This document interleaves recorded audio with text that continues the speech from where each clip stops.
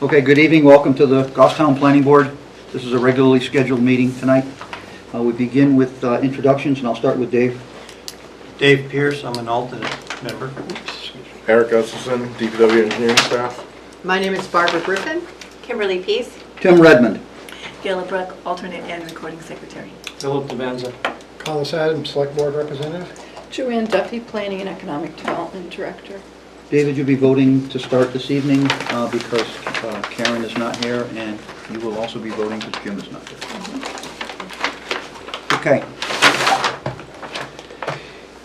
Correction and/or acceptance of the minutes of the July 14th meeting. Do we have any changes or corrections or such? I do too. Collis, please, I'm sorry. On page 7, halfway down the page, starts out by saying, "Call this Adam." Said he doesn't know how it would know. It should say, "Collis Adams." Said he doesn't know how we would know. Okay. Duly noted. I've been called worse. Did you get that? Got it.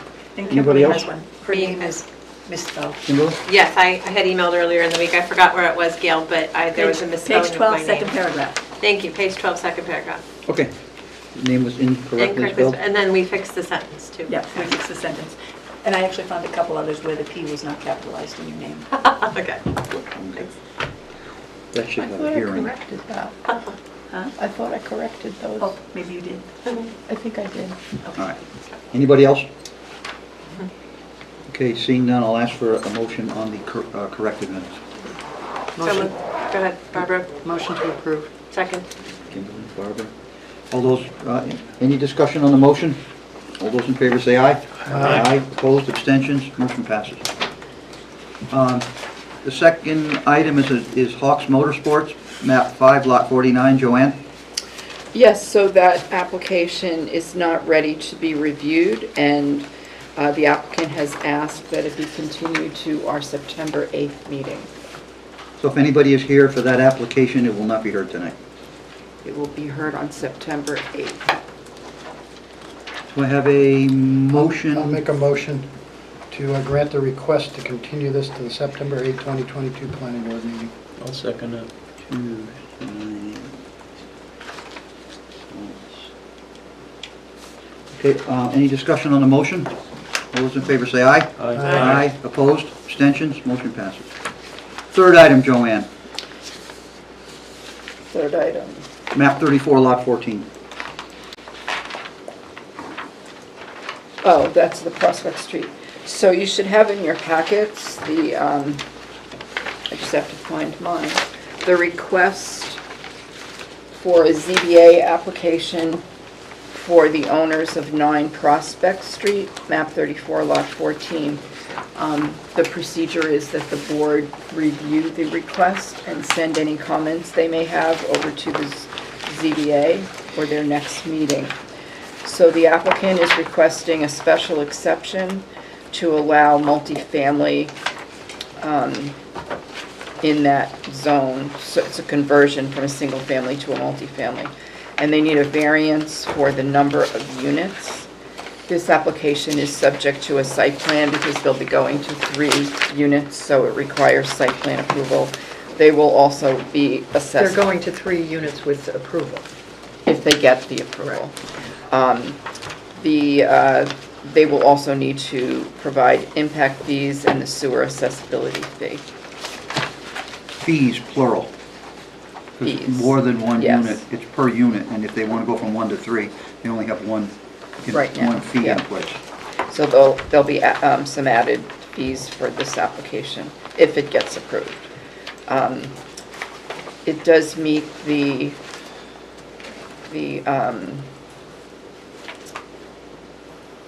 I'm sorry, never mind what I was just going to say. Forget it. What zone is that, Joanne? Prospect Street? This is zone residential 1. R1? Okay. Board members? I have a question. So procedurally, have we commented on these? Are we? So the way the wording in the ordinance reads, it says anything for multifamily, which a 3-unit would be multifamily, or commercial or industrial project. So you don't see too many 3-unit versions, but you do have to comment on multifamily. We have the option of commenting. We Well, don't right. have to comment. You don't And- have to say anything, you could say no comment. And in light of the HAB decision and their discussion in that case that you handed out last week for us to review, I think that my preference would be, I would have no comment and leave it to the ZBA, especially since we're going to get it back here for a site plan if they would approve it. Correct. I'd like to change that in the zoning next year. I agree with Barbara. Okay. Anybody else have any discussion on this matter? So I move that our comment to the ZBA be no comment. I'll second it. Any discussion on the motion to provide no comment to the ZBA? Signify by saying aye. Aye. Aye. Opposed? Abstentions? Motion passes. What's the last one, number 4? Number 4 is I had revised the staff comments for the Terrell Hill Road project and added the fire department's comments in there that had been missing when you were first mailed your packets. So we can just deal with that when we deal with that Yes. But application. that's on the table, not in our packet. Correct. Okay. It's in your packet, but use the one that's on the table. Right. I'm going to get to it. All right. So before we begin any of the applications, we have 2 pages of applications tonight. We will not have long debates on any application. I will stop it and we will move it to the next meeting. We have to be brief tonight and coherent and get things done in a timely fashion, because after 10 o'clock, nobody at the table up here makes good decisions or wants to be here till 11 o'clock or later tonight. So please, anybody has something to say, we would appreciate brevity, and we will supply brevity on this side of the table as well. Thank you for that. And I'm going to keep an eye on the clock. Joanne, what's the first item on our agenda for tonight? The first item is the continuation of the Scenic Road public hearing for Merrill Road. And there was, I think, is Eversource here? Yeah. There was a site walk, 2 of the board members attended, and they're both here tonight. Okay. So they can report what they found. We'll invite Eversource up to the table.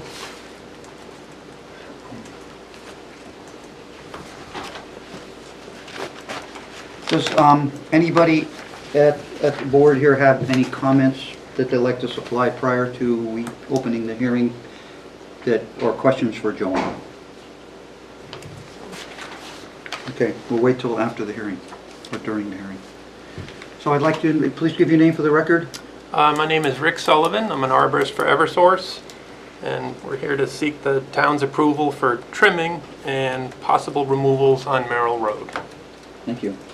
The reason for this is that the 2 poles on Merrill Road, as we discussed earlier, are being increased in height by 5 feet. So to maintain safety and clearance there, we want to do some trimming and potential removals. Questions from board members?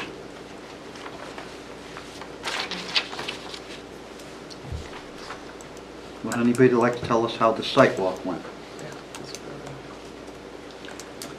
I'll defer to Dave. The first tree that Rick showed us nearest Worthley Hill Road. The oak tree on the left. Yes. My recommendation is to put it on a watch list. It has some visible ant damage at one spot on the base. But, you know, it's unknown how deep that may be. But the crown is good.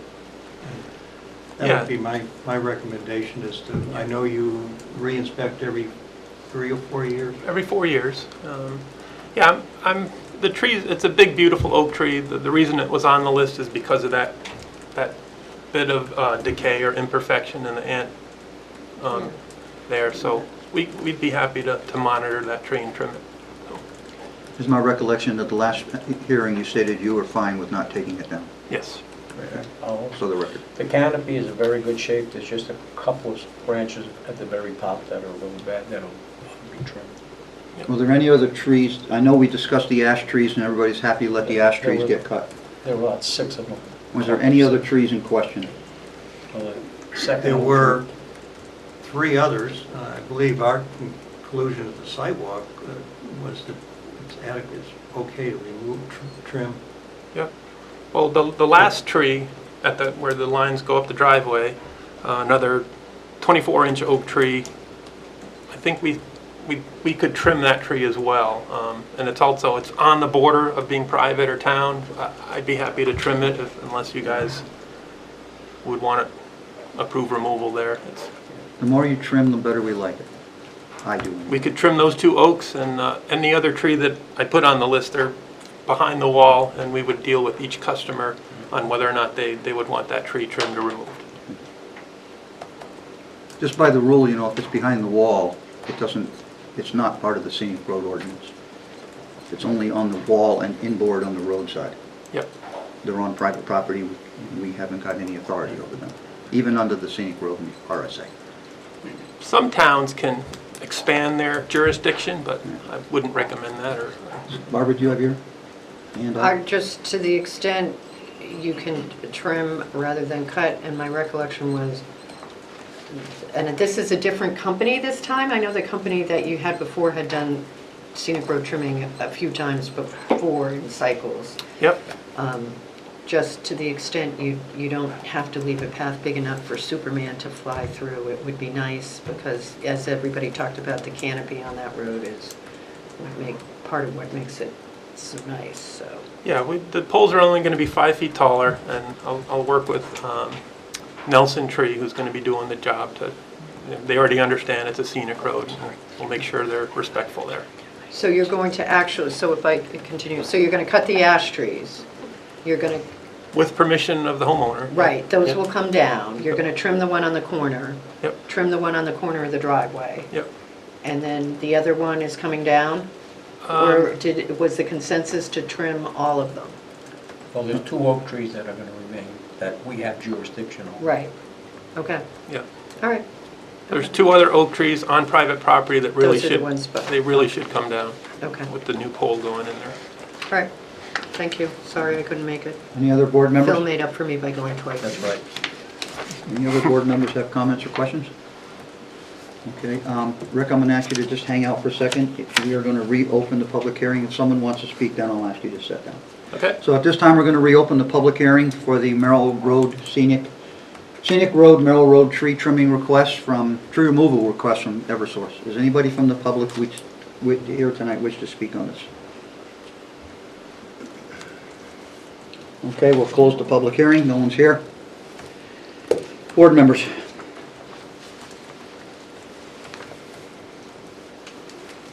What are we looking for? Motion Yeah, to motion to approve approve, the proposed removal as discussed, trimming of the oaks and removal of the others. I think that covers it. Second? So you made that motion? I made that motion. Alice, you seconded it? Okay, there's a motion to approve pruning of 2 trees and removal of the other ones in question with landowner's permission. All those, go ahead, Rick? We're pruning more than 2 trees. Right, We're trimming where the lines are higher, we're Yeah. getting more clearance. But, yeah, just you're trimming with The 2 discretion. designated Trimming with oak discretion. trees. and any other removals will be with the consent of 106 and 98 and 90. Okay. All right, we understand. Sure. Motion covers it. Sure. Okay, any discussion on the motion from board members? Okay, seeing as such, all those in favor of granting the request to work on the scenic road on Merrill Road as discussed here in the meeting tonight, say aye. Aye. Opposed? Abstentions? Motion passes. You're all set, Rick. Thank you. Good luck with your new job. Thanks. Last time here, you're Yahoo. All right, John, move on to old business. Map 18, lot 60-2 and 63. Could you run it real quick for us? Yes, so this is for the Starbucks application. Okay? They have submitted new architectural drawings. They did make changes to the roof itself. They've closed in it's the first It's the first plan on your table, so you can probably see it pretty well. But they've closed in the the roof in the front section of the building where the front door is. And so that whole section will be just a regular mansard roof. And then the back half, they've left as a flat roof, but they've put up one of those half kind of walls again, so it closes in somewhat, but there's an opening to get into the HVAC equipment. So this, by doing it this way, they don't need to sprinkler the attic portion since it has an opening and it's not completely closed. But looking at the building itself, you'll see the regular type roof. Board members, question for staff. Seeing none, I'll invite the applicants up, please.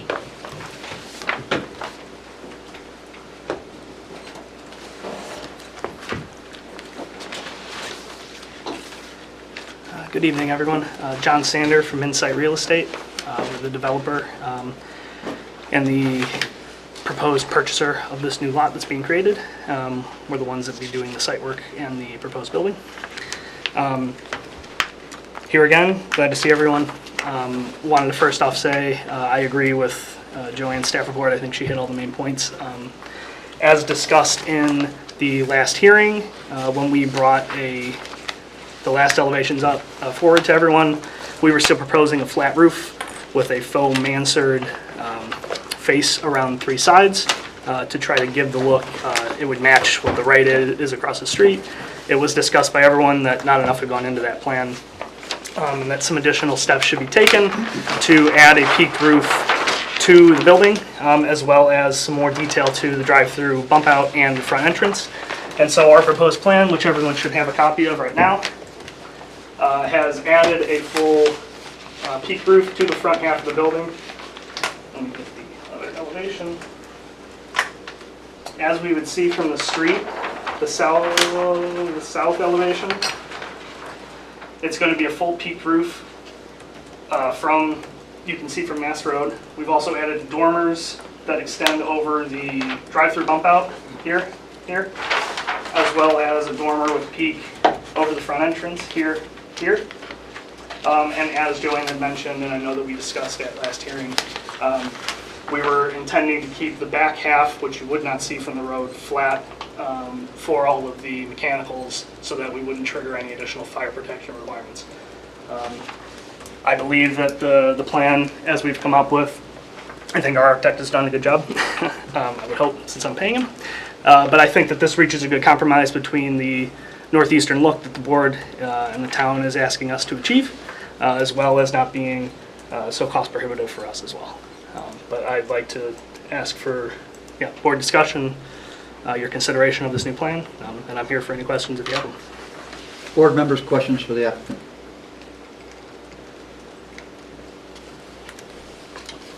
No questions from anybody? Oh, I guess. Comment? Yeah, so can you just point out which side will face, as you were to come in towards Rite Aid, which side are we looking at? That's the south face, right? Yeah, you'd be looking at the south elevation. And I have a site plan at this house as well. Because that's the drive-through. Oh, right. Yeah. Yeah, so if you'd come in off of Mast here, Rite Aid right here, along Abingdon, this is that south face. So you'd be seeing this south elevation, this peak, Okay. and you'd be seeing kind of from this direction. So you'd be seeing the bump out of the dormer over the drive-through window as well.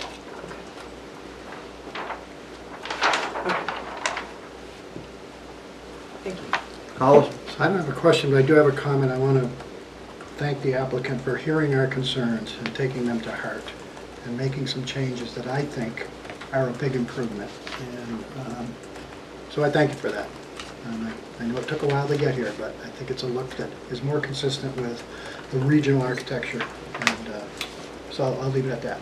And I would like to note that we didn't change anything else as far as materials go. So we're still doing the shiplap siding, the white trim, the brick knee wall, the fabric awnings to match the adjacent businesses as well.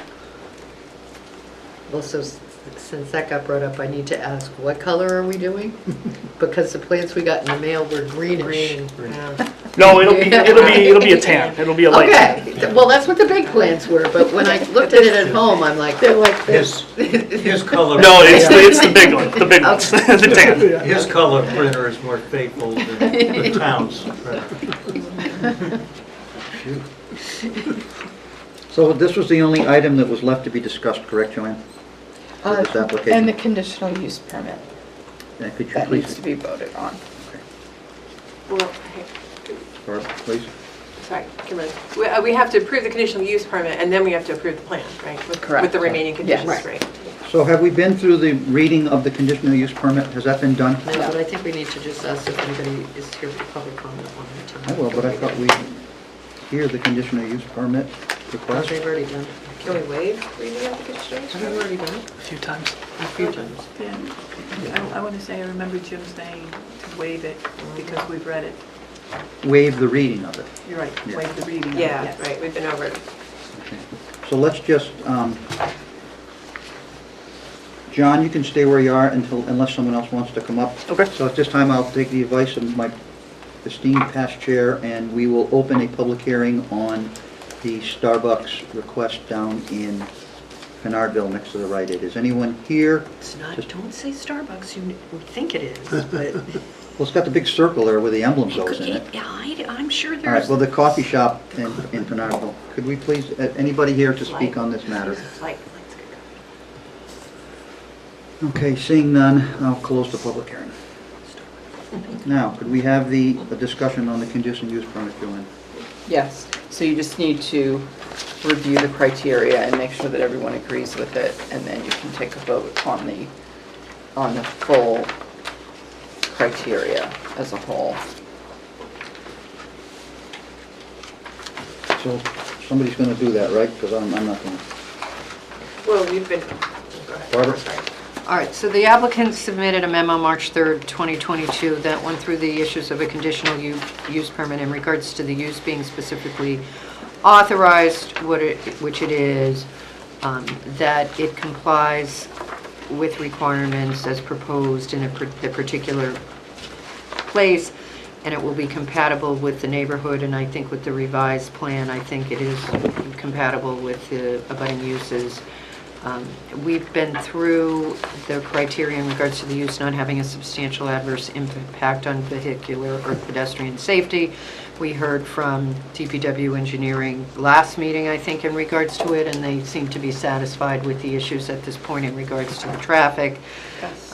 And as a result of the architecture and the traffic study, the last requirement of the conditional, well, not E, it's not last, the use will not appear to have a substantial adverse impact on the appearance and quality of the neighborhood, which consists of, to this particular parcel, Rite Aid, a bank, Hannaford's, and then behind it at a different elevation, some housing.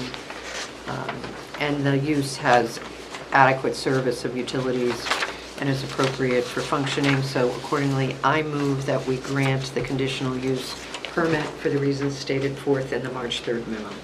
I'll second it.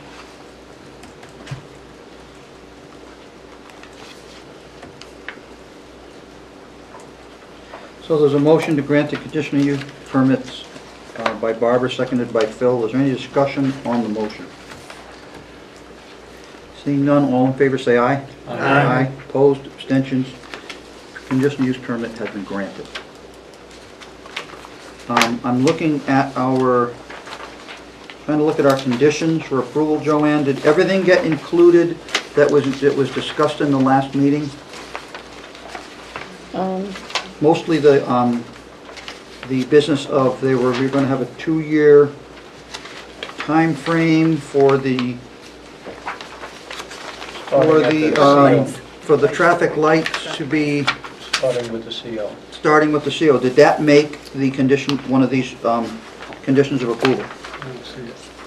No, it's, number 20 is the submittal of a donation. Yeah, I saw that. That's It's not actually a donation, it's an off-site improvement an off-site fee. improvement, right. So how And about, and it doesn't need to be approved by the select board, I found that out. so we need a condition, I guess it would be 23. Well, can we edit 18? It looks like 18's heading that direction. Well, we just need the language in there that they are going to be responsible to realign, what's the term for when you reset the traffic lights, Eric? Reprogram? Reprogram the traffic lights if they don't function correctly. Isn't that what the discussion was about? How everything has to work? Rick? Or John, excuse me, the last Yeah, no guy was problem. Rick. Could I ask someone read number 18? I Yeah. don't have the conditions in front of me. Please, If proposed development creates what is determined by the town engineer to be an adverse impact to traffic and/or pedestrians in the area of the Abingdon Way, Mass Road intersection, the applicant shall be called back to the planning board and be required to mitigate the problem. and we put a 2-year time frame on That's the that. conversation, okay. So that, I guess that has to be adjusted to include a 2-year time frame Starting, with the CO of the building, when the CO is issued for the building. So that after 2 years, it's not your problem anymore. Was there Eric? anything that you guys needed further on this? That's condition number 19, just a memo addressing the letter from VHB for the traffic review. Okay. So you got that covered. was that the additional one? That was, Yeah, there was an additional memo that needed Engineering. a second review. that's Yep, what that was. Correct. But it's all been, the memo's been discussed, we just need the physical Right. paperwork for Goes the back, I records. think, July 7th? Sounds something like that. something like that, yeah. Okay. So Joanne, you were writing that down, I guess, that additional, so how did you word that additional verbiage for number 18? So for number 18, I just added within 2 years from the date of the issuance of the certificate of occupancy. But then I added a separate condition that says the applicant will be responsible for reprogramming the traffic light if they are not functioning properly. And that's within a 2-year period as well, or? They, I think that sentence confuses what we're looking for. Okay. I think that should strike that sentence. I yeah, think the it- mitigation of the problem should, I wrote down, after the mitigate the problem, I wrote for a 2-year period beginning with the certificate of occupancy. That should cover it. Okay. if Jim, our English teacher, was here, he would point out that's not at the proper place in the sentence. Well, I didn't and go it to English actually class, should I go just earlier, but he's remember Which not, something. so number we won't is, address are you referring to? Which number? that. 18, we're doing that too. Number 18. Be called back to the planning board and be required to mitigate the problem. For a 2-year period beginning with the certificate of occupancy. 2-year period, okay. Do we have any other items that were discussed at the last meeting that are not on this list of requirements?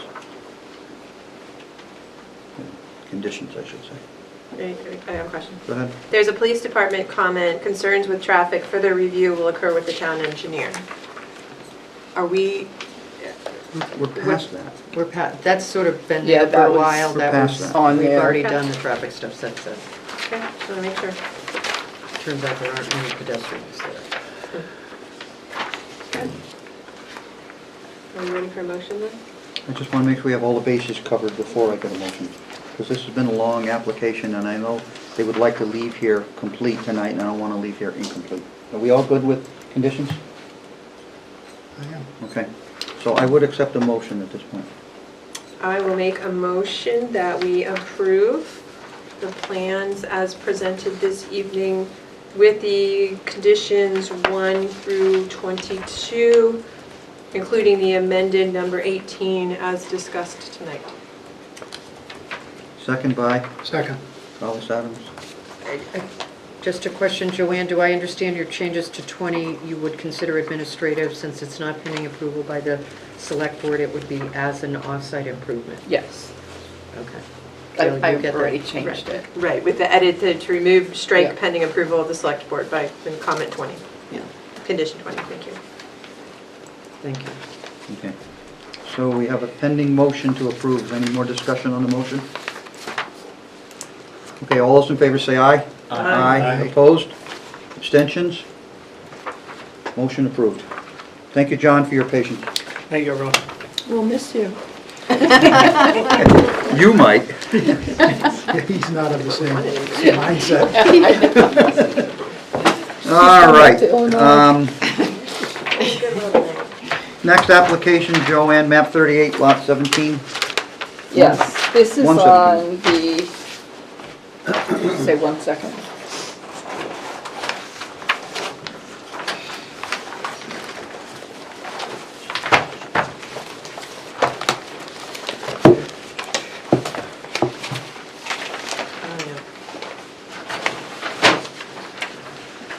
Okay. Good night. Bye. This property is at the intersection of Elm and Maple. And they came in at the last meeting asking for a change to their approved subdivision plan. They're looking for an amendment and a waiver for the condition that the driveway would have to meet the requirements for a 300-foot driveway, even though these driveways will be much shorter. So the waiver that they're asking for pertains to the required 45 feet for the 90 and a Yep. 90 feet emergency vehicle turnaround. The waiver will apply to each lot and will be for single-family and duplex construction only.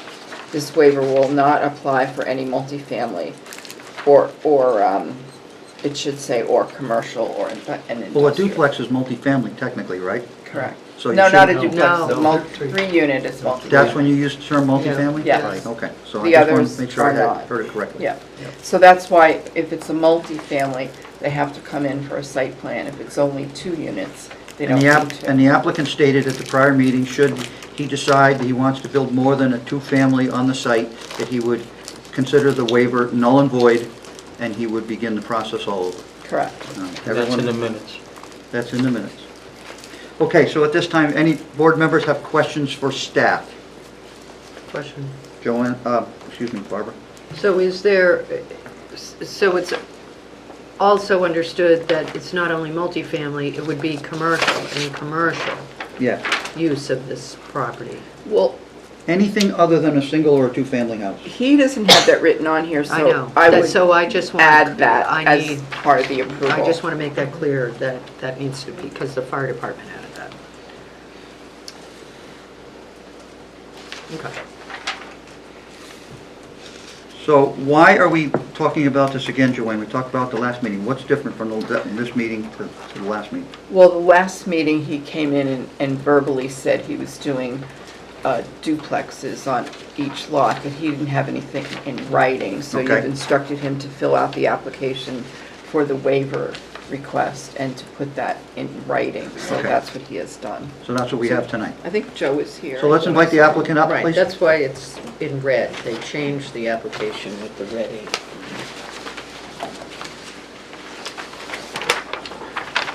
You know the drill, Joe. Joe Boschman from Falcon Heights Properties.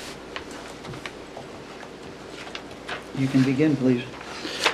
Just keep it as brief as you want it. I can give you as much background as you'd like, but basically for a 2-family, I'd like to have the waiver waived. It's a 90 by 45 foot paved turnaround. The lots are approximately 75 by 150. So before we begin, I think I skipped a step. Don't we have to find this application is complete and ready to review? I need a motion on that. I thought we did. Was never, this is the application. We didn't have an application last time, did we, Joanne? No. Did we have an You had applicant? an application, but he didn't put down that it was for duplex only. So we're just continuing the same application? Yes. Oh, Yeah. Sounded to me like we had No, wasn't filled out at the last He's been meeting. continued. He had an application, he just didn't, in writing, put duplex only. He said it verbally at the meeting, All right. but he wanted it in writing. So that's why we've he's already back. accepted this and we're Yes. good, okay. Yeah. Excuse me. In my memory too, we had, fire department comments weren't very clear last time, and now Right. they are clear. Yes. That if the property is non-residential, fire department cannot support the waiver. So that's why we're solidifying, it will only be a duplex, not commercial. And I also sent it to the police department, but they didn't have any comments back, so. Excuse me, Joe, for interrupting you. I just want to make sure that I had followed the procedure. I have a question. Go ahead, Barbara. Maybe, I have a question. Maybe Gail can search the minutes for, I'm not sure when I look at my minutes of the last meeting for new business that I see a motion to accept the application. Does the applicant come here? I don't, if I can, Tim. I mean, Phil, it's just please. a procedure. I want to make sure we. I was on the understanding that we didn't, and the application for the waiver is dated July 18th. Yeah, I think we need to have a recommendation from staff that the application is complete and ready for review, because I don't think we did And that's what the accept it. discussion was. Our discussion was that we had no application in front. Yeah, it's There pretty was good. an application. The Joanne, one there that was no approved at a motion made to prior accept it. meeting, Oh, but no, not an application for what his request was. I remember, there was no updated subdivision plan with that note on it. Right. They just submitted Right. the approved subdivision Right. plan. So they do have a new plan with the note, so yes. Okay. Okay, so this is complete with no regional impact. I make a motion? Second. All right. Thank you. And to clarify your motion, it's complete, ready for review, No no regional regional impact, and we accept the waivers for, we grant the waivers for discussion purposes only. Correct. All right, did anybody second the motion, I did. Barbara? And all those in favor say aye. Aye. Opposed, abstentions? Okay, now, let's continue with the discussion. Barbara? Question for the applicant. Do you agree that this also applies, this restriction applies to anything other than one or two family, and so therefore would include commercial by definition if something happened? The fire department gave us a comment that they wanted to make, they wouldn't approve if it was commercial. Yes. Thank you. Anybody else? You're giving my blood. Oh, I'm sorry. Sorry about what? I don't know. All right. Okay. You got an inside joke on here? All right. Okay. More discussion from board members. I will take up the matter of the waiver. Wait, public hearing? Well, don't we want to discuss the waiver before we open the public hearing? Sorry. What do we want to do? Sorry. Okay. Let's discuss the waiver before we make any decisions on it. The applicant's asking for a waiver from the fire truck turnaround because it's not prudent for the driveway, it's too small, the lot. The fire department wouldn't even enter the property, they'd work from the road. So, anybody got any discussion on the waiver request?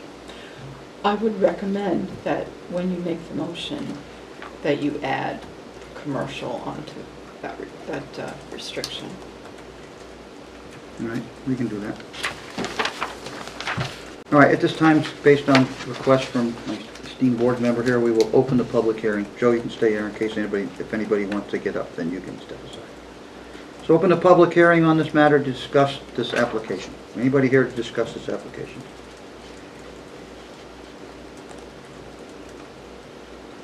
Seeing none, I'll close the public hearing. Now, let's discuss the waiver and act on it if that's what we're going to do. Motion to approve the waiver as requested with the addition restriction that it will not apply for any multifamily, more than 2 units proposal or commercial proposal on either lot. Phil? Rather than saying non-commercial, could we say non-residential use? Any non-residential use? That's what, I'm fine with that. Okay, so your motion is amended to say non-residential? Yeah. Do I have a second? I'll second. Any discussion on the motion to grant the waiver with the conditions that were described in the motion? Seeing none, all those in favor of the waiver say aye. Aye. Opposed, abstentions, waiver passes. Now, what are we acting else? Are we acting on anything else here, Joanne? On the amended subdivision plan. They've added that note. So we've So only the- added that note to the amended So the note now needs to be, So I move to approve the subdivision plan with an amendment to note 11 to include that it also does not apply to any non-residential use. Second. Barbara and Phil. Okay, any discussion on the motion for the amended site plan? Seeing none, all those in favor say aye. Aye. Opposed, abstentions, passes. Thank you, Joe. Thank you. Next application is map 5, lot 15. Joanne? okay. Give me a minute here. Eversource substation. Okay. So Eversource was here recently with their application. Let me just get to the right page here. Okay, Eversource was here and they have since amended their site plan to address the comments that they received from both the board and staff. They had applied for 2 variances back in May that were approved. And last meeting, they had asked for 2 waivers, which were both approved. They also are requesting a conditional use permit, which was approved. And the DPW comments are listed. So the Conservation has since commented that they have no environmental issues of concern, and they recommend the planning board approve the conditional use permit, which we've already done, and the impacts are minimized within the wetlands district. They support the project. So we have a recommendation to approve with just a few conditions, 10 conditions. And so we're just here basically to hear their update from the last meeting. Board members, questions for Joanne?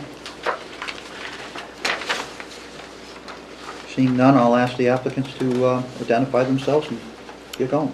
All right, good evening. My name is Nick Golan, licensed engineer and principal with TF Moran, joined by my team here from Eversource, Natasha Morales directly to my right. Back left, Kurt Nelson, senior land use license and permitting specialist, Stephanie Gardner. Back left, project services, butter outreach, and David Creer, community relations center in the back row. Relative to what's transpired since our last meeting, we had the opportunity to work with your town engineer to resolve his outstanding comments. I believe we have been successful. The remaining comments that he has are in relationship to typographical errors that need to be corrected on the plan. All of the engineering issues have been resolved. And as a side note to that, the alteration of terrain permit for the town has also been approved. We've resolved the outstanding questions in regards to the shoreland permit that was requested, and had the opportunity to meet with the PRLAC and address any of their outstanding comments as well. Given that our septic permit is directly tied to those 2 approvals, that would be approved as soon as we receive the shoreline permit. The only other item that was mentioned in passing, this actually came about during the Conservation Commission meeting, was coming to some sort of agreement for access through the site for police and fire. Since our prior meeting, and a licensing agreement has been provided, and it's my understanding Derek was just going to review that with town council to make sure it was agreeable. Before that, it was acted on. And that is our update. Eric, do you have any comment as our DPW representative? I would have to agree with everything you just said. Well, Make it easy. good. I do have one thing, as a member of the sewer commission. You still have to ask for a waiver. That is correct. And you'll have to come to the sewer commission and request a waiver. Yes, we will. So you'll have to get there at one of those steps. And what is the waiver for? Not hook onto municipal sewer because they're within the prescribed distance and they're required to hook onto the municipal sewer line. Okay. Barbara? I have a vague recollection of discussion of use continued use of the current site and a period of time that it was reasonable to come back to deal with that, which I would like to be rolled into this approval, just so we keep track of it. And I also have a recollection of some discussion of whether or not there needed to be consideration of addressing traffic within the site because of the pole movement that might go on. And I don't know whether I read that, a comment somewhere, but, you know, I don't want to think I'm dreaming about these things at night, but I have No, some recollection of that No, issue. Here, it's it's in on here. page 15. It's in Oh, here. Yeah, right. we'd be happy to respond to that. Okay. Mr. So we'll take Chairman. them one at a time. What was the first one, Barbara? I think Relative Nick to the, got it. relative to the condition of approval that was proposed for the reuse of the existing Yep. Gregg substation, specifically noted on sheet 09539901, under site preparation note 8, it states, as a condition of the site plan approval, Eversource shall, within 2 years of the date of approval, provide the town of Goffstown the proposed layout for the reuse of the existing Gregg substation, and that it may be permitted accordingly with the town. The reasoning for this note, and we kind of had a straw poll at our last meeting to make sure that it was agreeable, is that we can't clearly define how that area is going to be used. No, I We- understood that. I just Yep. wanted it somewhere in the approval Yep. so that we keep track of that. Yep, and I just wanted to be definitive in that the current thought process is it may be used for pole storage. There is no plan in place, but the expectation is when the Eversource comes back with whatever that program would be, Okay. we would make sure we address all of the components that we've had to address for this project, which would include traffic. Thank So you. tell me how the words 2 years plays into that statement you made. I mean, at the end of 2 years, it's null and void, you have to come back with a new plan? No, in 2 years, we would come back to permit the reuse of that area. Okay. So you're not putting a time limit on anything like that? So- Other than, We'd come back to start that process with you, and the timing stated for 2 years was the expectation that this could be as long as a 3-year project. Yep. So that way, we're coming back before the project's complete, so that way you get your proverbial another bite at the apple if there's a concern or something's not running as Okay. smoothly as expected. thank you, Nick. Then, Yes, sir. Bill? what triggers the 2-year clock? As stated in the note, it's the date of approval.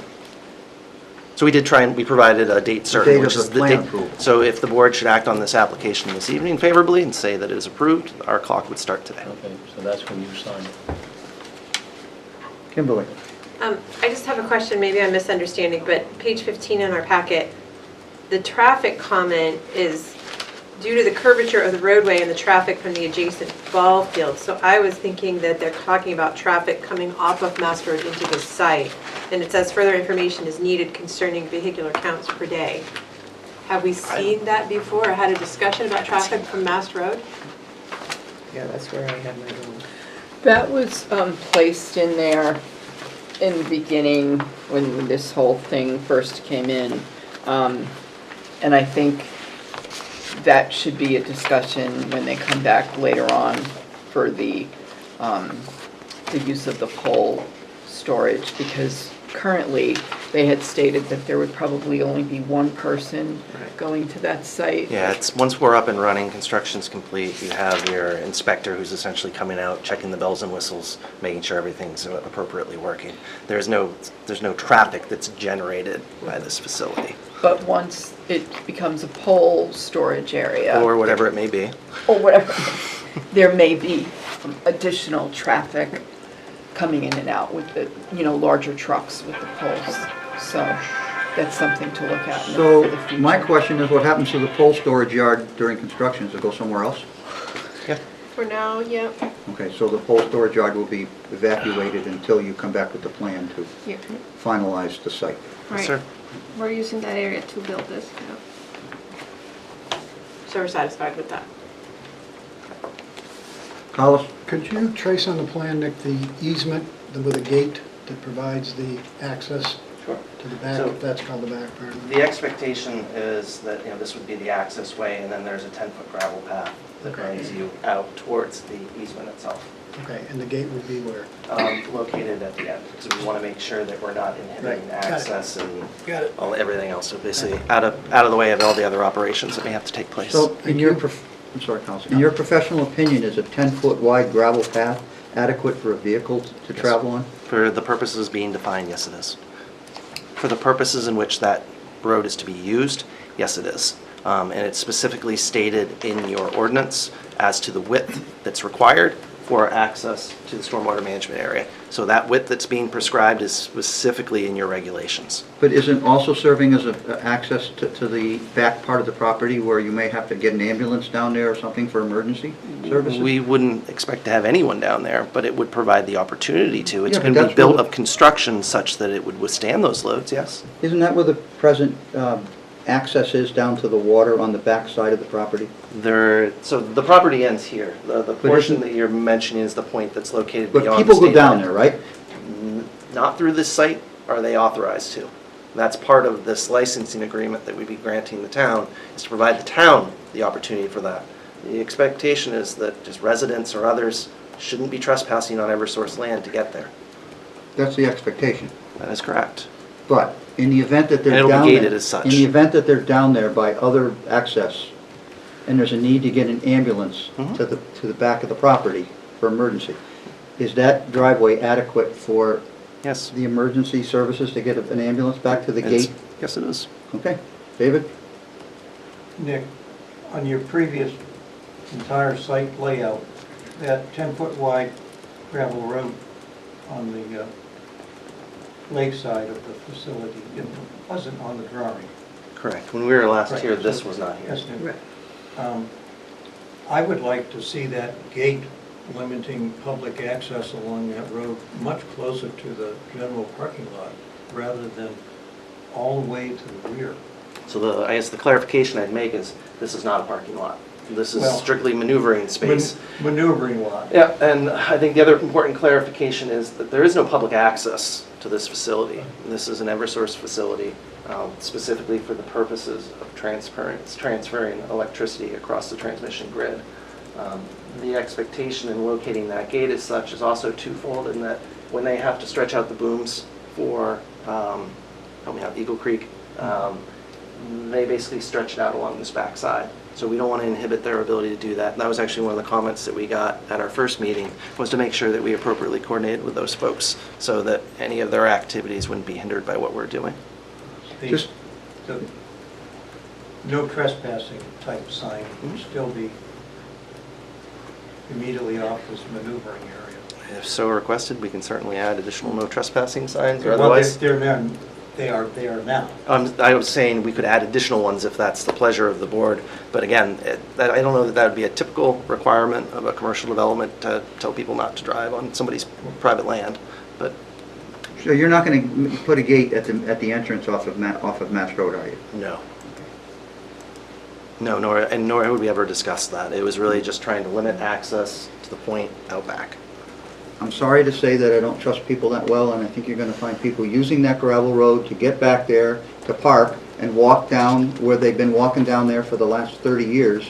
So if you think that you're good with it, fine, but a closer gate limiting the use of that road might be in your best interest, and that's your Understood. decision. Understood. Thank you. Although, one of the major reasons for doing that was so that the police could get down there and police it. But they have a key to the gate. Yeah. They can Yeah, take it well, up. understood. They'll provide one. Okay, so, Kimberly? I think I agree with Nick. It's a private property, and the fact that people trespass on it is, it's posted, and if people trespass on it, then that's at their own risk, and we don't need to make Eversource to police that. All right, thank you. Anybody else have any comments on this subject of the gate or the driveway? Any other items to discuss on this, Joanne? No? Okay. This time, stay put for a second, I'm going to open the public hearing. Anybody in the audience wish to speak on this matter that's in the audience tonight? Seeing none, I'll close the public hearing.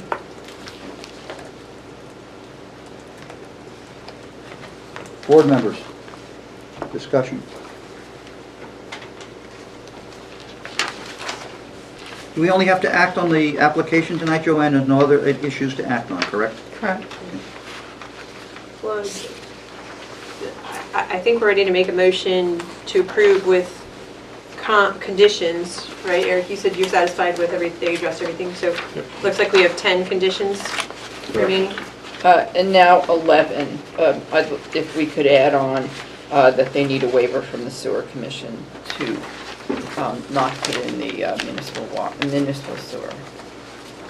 That'd be number 11. Okay, so I Sewer waiver. make a motion to approve the project, including conditions 1 through 10 and 11 that Joanne just added.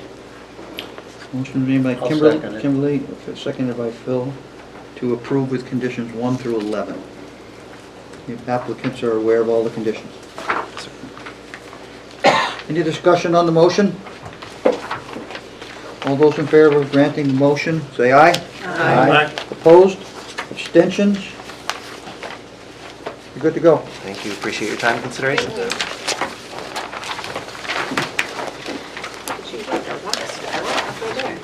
We'll push through. Yeah, one more lap. See you in 2 years, Elvis.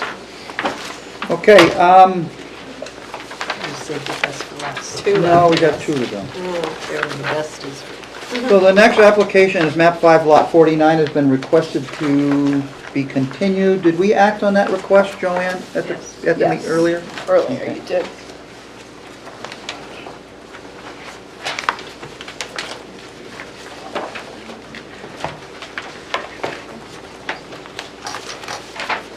So the next one is another Eversource application for, what we go through on a regular basis here. They want to replace poles in wet areas, and they're looking for permission to access poles, I assume, and replace poles. Is that correct, Joanne?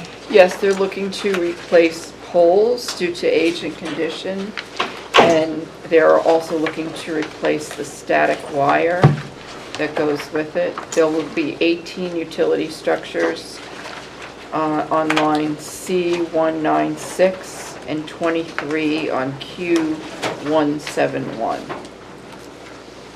There are no prime wetlands involved. They did meet with the Conservation Commission last night, and the commission's comments were left for you. This one. There they are.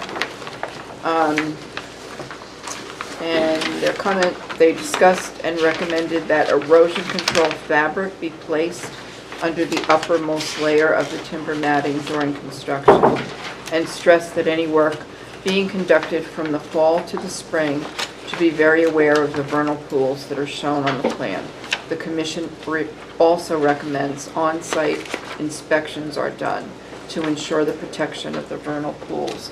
Not sure who would do that. Is that something that third party? Previously, they hired a third-party Oh, engineer they because did. they were submitting reports to us Okay. about every 2 weeks. Okay. Okay. Does anybody have any questions for Joanne on this application? Okay, well, we can invite the applicants to come up and take a seat and identify themselves for the record, please. Good evening, I'm Ashley Friend. I'm with Eversource Licensing and Permitting. Could you say your name again, please? Ashley Friend. Get that? And I'm Lindsay White with GZA Geoenvironmental. Could you please give us an overview of what you're requesting? Yes, so as it was mentioned, Eversource is looking to replace existing poles along existing transmission lines. They run parallel with each other.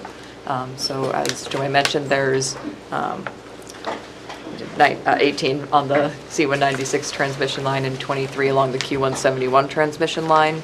The project does require access to each utility pole and for a work pad to be constructed around each pole for placement of utility vehicles and construction equipment during the work. And so that does require impacts to the Wetlands and Surface Water Conservation District. Where there's access and work pads proposed within wetland areas, timber matting will be used as a temporary surface area for vehicles and equipment, and that timber matting would be removed once work is completed, and temporarily impacted wetlands would be restored after work is complete.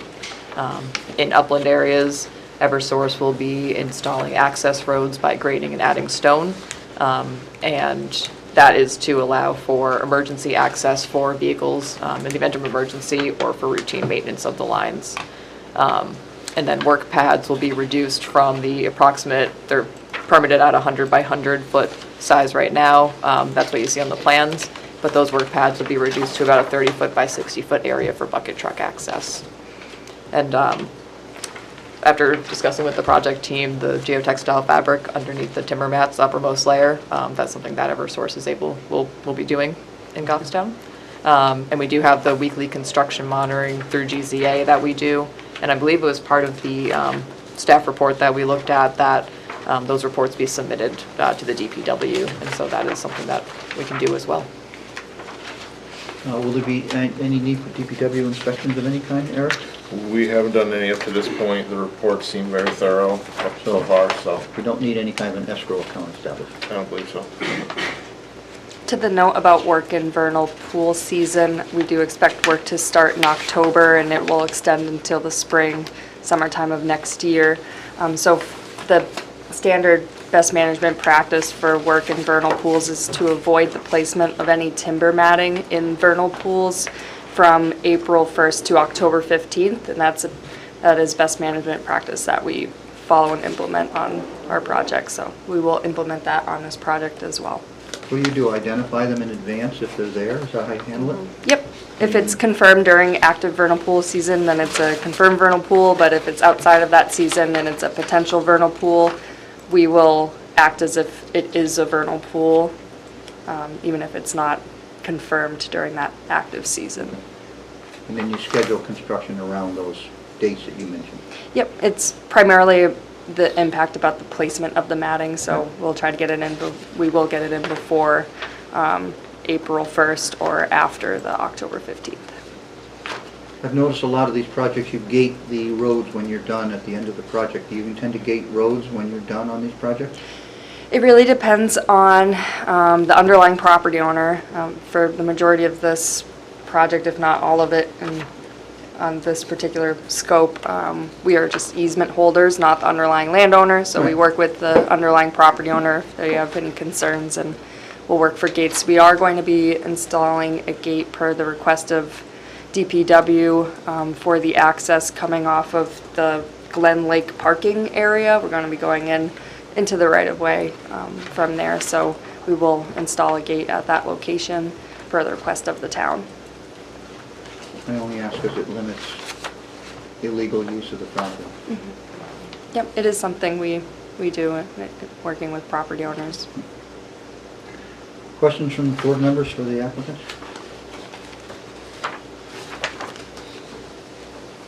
So the Conservation Commission has spoken and they've been heard and their request has been acknowledged by the applicant. Yeah, we heard it last night, yes.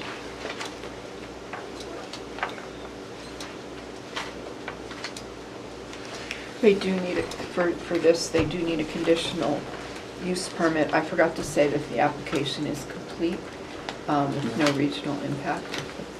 Well, once again, I forgot to do that, so I need a motion on that. Make a motion to find the application is complete, ready to be heard, and has no regional impact. Second.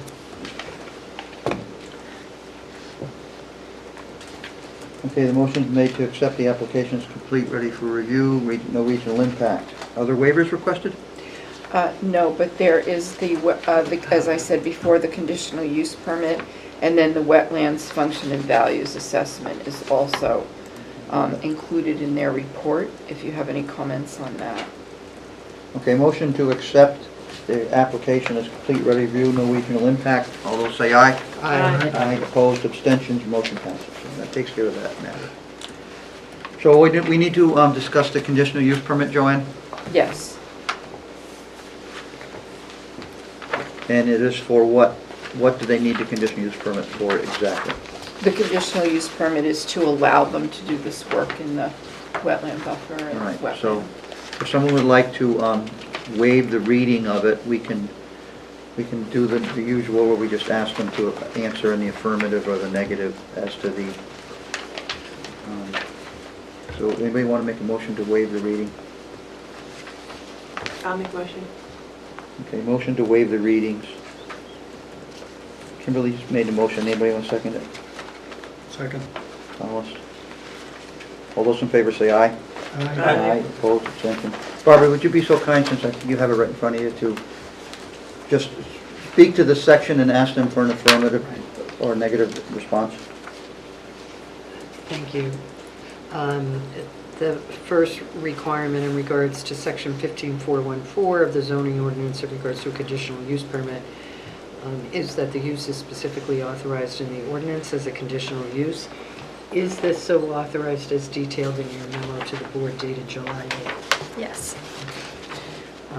The second requirement is if it's completed as proposed, the development in its proposed location will comply with all of the requirements of this section and with the specific conditions and standards established in this ordinance for the particular use. Is that true? Yes. As stated in your memo of July 8th. Yes.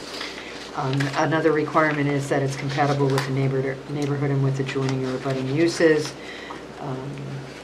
This is just a continuation of the same use, correct? Yes. So it satisfies that condition. Another condition is the use will not have a substantial adverse impact on vehicular, pedestrian safety. Do you represent that to be true and stand by it as in your July 8th memo? Yes. The use is also not to have a substantial adverse impact on the appearance and visual quality of the surrounding neighborhood. Do you believe that to be the case as set forth in your July 8th memo?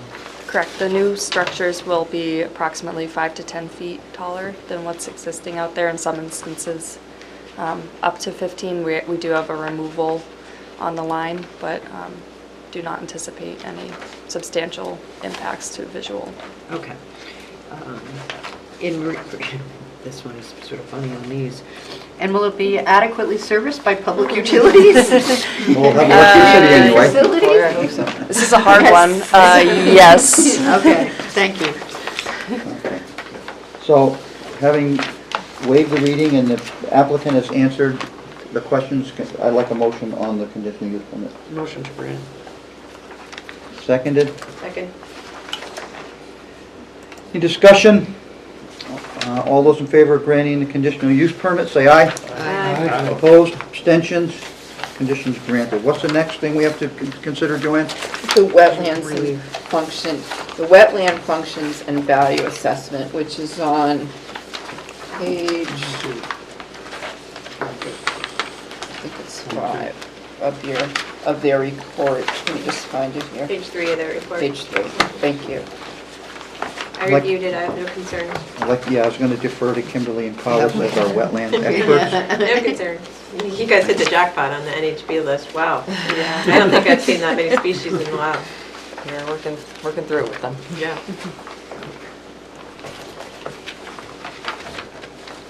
So, where are we with this? We need a I motion? make a motion to, what do we approve the what is it, a waiver? No, it's not a waiver. Sorry. I guess to accept it It's as just correct. acceptance of the report. Accept the Oh, report. okay. We'll accept the report. Nick, don't we, they're asking for relief of the outer 50 foot, right? Yeah, that's your final Do we have any butters here? approval. Oh, yeah.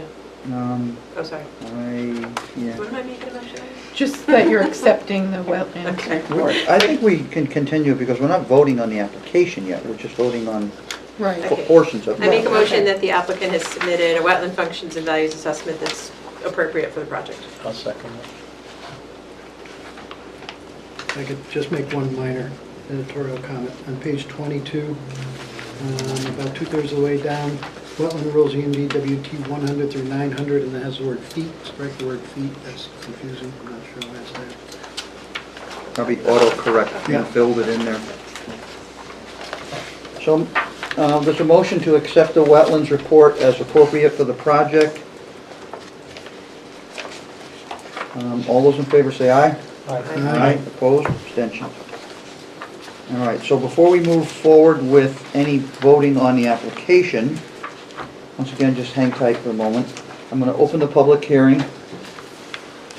Anybody here to speak on this application tonight regarding the wetlands issues with replacing poles? You are, ma'am? Yes. Could you girls step down, please, and allow this resident to step up and speak, please? Hi, try to keep this brief. Can you get your name for the record, please? Yes, my name is Carrie Fink. I am the landowner of 355 Montalona Road, Goffstown. I am not an abutter, I am a landowner that this affects. So I had a comment and a concern. My comment is that in the past, Eversource has been very poor as to communicating with me about any kind of work being done. In fact, the last time that there was any vegetation that was cleared, I got the notice that this was happening after the work had all been done. So I had no opportunity to even speak with them. They just came, they had a subcontractor that came and just parked vehicles on my property and started work without any kind of notification. I know they'll probably tell you that that's not their standard practice, but that's what I've experienced. So that's my comment. Also, this is very important, is that my land is also under a conservation easement with Piscataquag Land Conservancy, which is secondarily backed up by the town of Goffstown. These poles that are to be replaced are not just near vernal pools or wetlands, they are in the wetland, like physically in the pond. And I haven't received any kind of communication from them, their engineers, anybody about protecting my land that is, you know, protected under conservation easement. And you had asked about having a third party monitoring this. The Piscataquag Land Conservancy, which holds the conservation easement on my land, should be involved in this process. Being able to see the work before and after. And that is like a legal requirement through the conservation easement. It doesn't really have to do with the town per se, but I'd like to just have it on the record that that is what I would expect to have happen. And it, you know, again, communication has been poor in the past. So even with me reaching out to them. Could I ask you one question about what you said? Is any of these poles on your property or adjacent to your property? They are on my property. Okay, I am good. the Thank you. I landowner. just want to make sure I understood what you're saying. Yeah, and I got a notice, dear butter, I'm not an abutter, I'm the landowner. So, yes, there's probably about 16 of these running through our protected wetland. Well, I think that based on what you've just brought up tonight, I'm certain that they're going to be communicating with you. Well, I wanted to make sure it's on the record. It is on the record. Because they haven't in the past. And that's a legitimate concern, Eversource representatives? And you'll make sure... approach?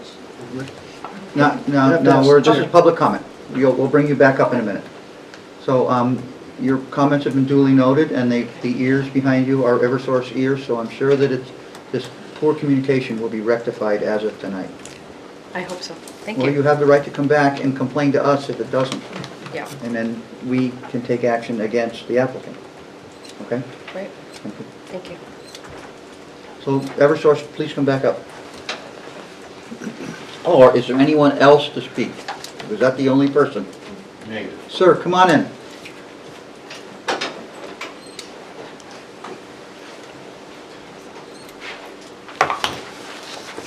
Good evening. Chris McRae, representing landowner. Questions are really for Eversource, and so we talk about we're going to go to a 100-foot work site, but that will all be maintained within the existing right-of-way. That's a question. Second, then the reduction to a 30 by 60 pad remaining, how will that surface area be finished? Will it be left raw? And will the wildlife habitat destruction, which in my easement I have noted they do not have a right to do, will that destruction be maintained? Also, will Eversource, you mentioned the gates, Mr. Chairman, that were put in, will Eversource either themselves or have their contractors actually use those access points and gates and not demolish stone walls that are on the property line? Again, I have checked RSAs, and I see no indemnification for them in the stone wall issue. And third, I just need to reiterate what the prior member of the public and landowner commented, that the communication is exceedingly poor from Eversource. even to the extent that when they sent the Dear Abutter letters, I did respond and have set up an email just for them, and never, ever has Eversource responded. And I find out the day of that they're showing up. The last time they replaced structures, they could not locate it properly. In their letter, it wasn't even occurring on our property, but it did. So I also am here to listen to the whole project, because they may present one thing here and something different happens in the field. Thank you, sir. Thank you. So, but if you could also pass those questions to Eversource, so they could answer that on the record. I think I wrote them down correctly, but if I Yeah, I'll be ready. misinterpret them. All right, now, please, come back up, lady. Anybody else? I didn't see any, I heard only one other person. Okay. So at this time, we will close the public hearing. So you heard what these two residents have spoken to. Do you have a memory and you'd like to start addressing points one at a time? Sure, if you also took notes, that would be helpful. I tried to jot down points that I heard, but there was definitely a lot. Well, the a lot first in one there. Yeah. stated there was poor communication. I think that'll get corrected as Yeah. of tonight for both. Of course. Both residents. Yep. Second thing was that these pole structures are on her land within the right-of-way. And the statement is that there are vernal pools all over the place there, and they have to be identified and protected. So could you respond to that? Yes, so in regards to poor communication, this project, we have a designated person from Project Services here, her name's Claire Schneck. I have her card, which she will be giving to you and to the other property owner as well. She will be supporting this project from today and before construction, all throughout the life of the project, including and up to restoration. So she is a point of contact, physical human being in this state who goes to site visits and has a phone number that she's able to talk with the property owner and address any questions or concerns. I actually did that job for 2.5 years myself, and I can say that I know that there are issues in the system with sometimes the mailing, especially, and we do notify all property owners along the transmission line and abutters. Things happen with the system of mailing. Sometimes it goes to someone's different mailing address versus the physical address, but we do notify property owners throughout the project. But tonight, I do promise you that you will have a point of contact from this project personally who will be able to address all concerns moving forward. So apologies for any issues to date, but we'll get you taken care of. In regards to the vernal pools on your property, we are aware that the wetland complex in that vicinity is a priority resource area designated by the Department of Environmental Services. So what that means is before we submit our statutory permit by notification, we have a pre-application submittal meeting with the Department of Environmental Services to discuss specific best management practices and things that need to happen on that property to ensure that the environment is taken care of. In this, your parcel in particular, I'm not sure if you're lot 12-6, 12-6-2. -3. Okay. Just wanted to get eyes here. Okay. Yep, so in regards to that wetland complex, what we did do was structure 96, if everyone has their mapping in front of them, it's sheet 6 of 6. So structure 96, we moved out of a wetland and placed it in uplands. We try to do this everywhere we possibly can. Sometimes the structure cannot be moved out of the wetland and needs to be placed in the wetland again, but in this instance, we were able to move it out of the wetland and put it in uplands. We are removing a structure 95 as well, which is in uplands, so we're minimizing impact there. What will happen is we'll cut the poles at the base, so that way we're not removing the pole, the end, we call it the pole butt, out of the wetland, minimizing disturbance. We'll cut that old pole at the depth of the ground, and allowed the wetland to regenerate after the work's done. So we have scoped a 50 by 50 temporary timber matted work pad area around that pole for them to get in there and remove that existing pole. I would say that's really what we've done in that complex in particular for avoidance and minimization on this project, and we are certainly taking into consideration best management practices and trying to minimize our footprint as much as possible out there. Okay, now the other person who spoke talked about the work site. Is your work pad, your 100 by 100 work pad, going to be entirely within the right-of-way? Yes, so the work pads will be within the right-of-way entirely. And then post-construction, the reduced pad site, what materials is that going to be made out of when you leave? That will be a gravel 30 by 60 for the upland, yes. You're not going to restore vegetation under the pole, you're going to leave it as a gravel work area? Correct. Okay. There was some discussion about stone wall respect.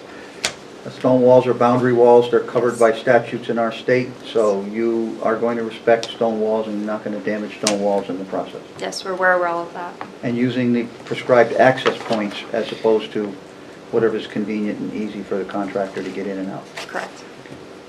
And the last thing was poor communication as well. So I think if your point of contact person can provide these folks with either a business card or a phone number tonight, before they leave, they'll be Yep, we will do that. assisted with questions, and even if they need to go up the chain of command. Of course. Did I cover the points from both you folks? Or did I miss anything? I'm going to let you speak if I missed anything. The one point that I would like addressed is involving Piscataqua Land Conservancy, who is the other conservation easement holder on the property in this process. Because they're supposed to be giving their approval before any work is done.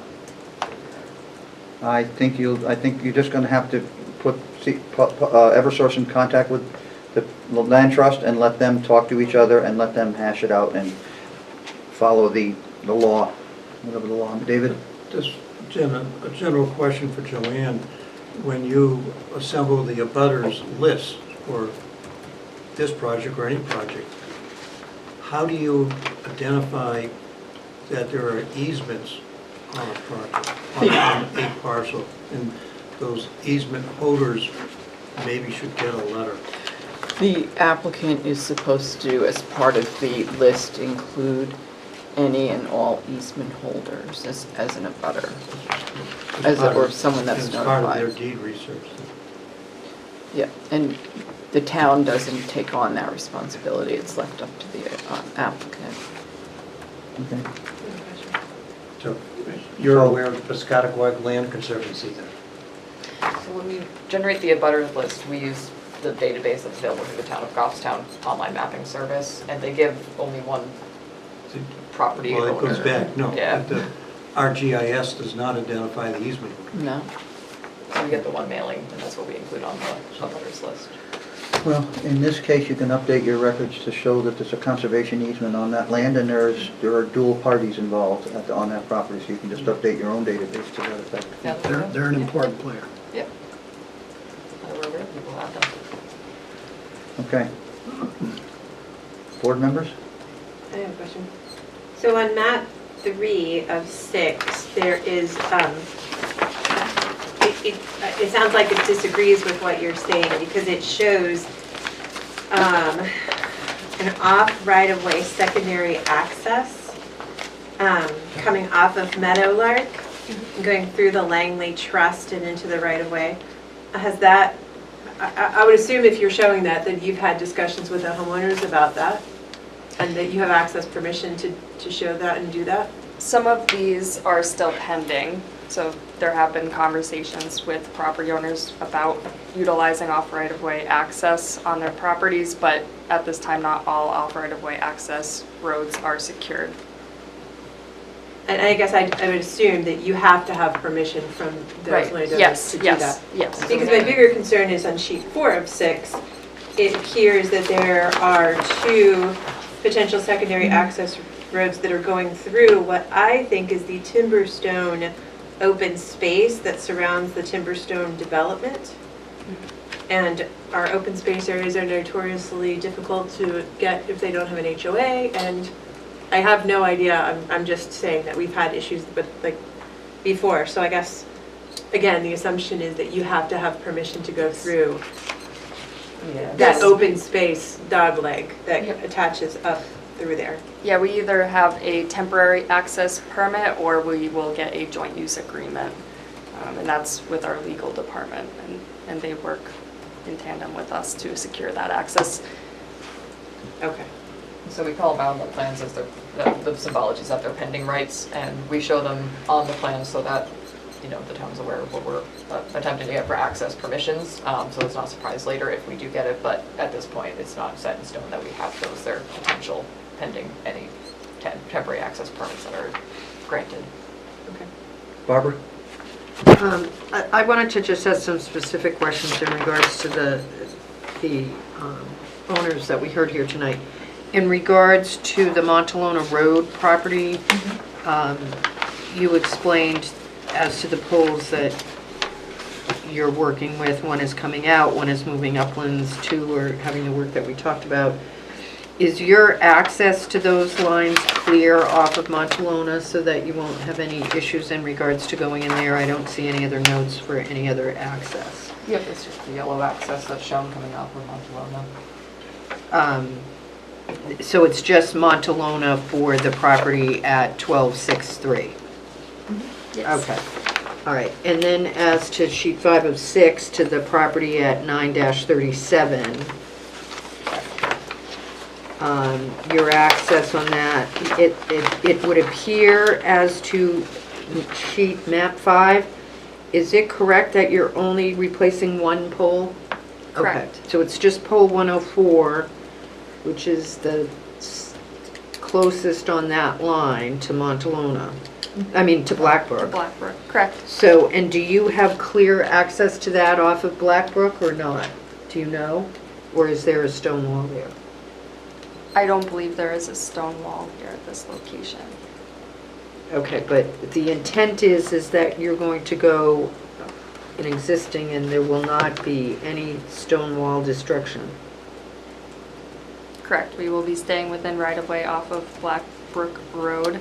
We do identify stone walls during our constructability walkdowns, which we do prior to generation of the map sets. And you would, and you've got there's no reason for you to be going further, I mean, other than checks or what you're doing. The work is not being done past that site. Correct. Okay. I'd like to clarify something on stone walls. I own a piece of land that has an Eversource right-of-way through it for a transmission line. My boundary with my neighbor, that stone wall dissects the one side of the right-of-way to the other. So there are cases when the mowing crews and other crews will breach a stone wall to go from one landowner's parcel to another landowner's parcel, staying within the right-of-way. So I think it's clear, I think it needs to be stated that there are times when you do breach stone walls. The stone walls should be bridged with timber matting or be utilizing an existing breach. No, they don't. If not, in then my case. an underlying agreement between property owners on both sides of the stone wall should be enacted. I'm just saying that's a fact. I'm not disputing anything you've said, I'm just saying that that's a fact. All right. Can we have planning staff have the card for the person that's supposed to be the contact for people too? So that Now, from a legal standpoint, if you have a right-of-way, and you have poles within your right-of-way, if you want to move a pole from an existing location to a new location, you are within your rights as the utility having a right-of-way to plant new poles within the right-of-way. You don't need any permission from landowners or anybody that is involved in this process. You can move a pole from the wetlands to the uplands like you're stating tonight. You don't need anybody's permission for that legally, right? Because you have an easement and you're permitted to do that within your easement? Correct. Okay. All right, any other questions from board members? I guess I'm just, the point is made that PLC owns the easement and we are part of that. So I guess, on one sense, it's probably a personal issue or a private issue, but on the other hand, what happens when you have layers of easements like this? So does Eversource have an easement with the landowner and PLC? I think that's legal and not That's not, before us. yeah, I don't think that's even something we should even discuss, because that's a landowner and a Eversource easement authority's business. I'm just asking because we're part of that easement. Right. We're like third party. Well, secondary easement, yeah. Right. So, okay.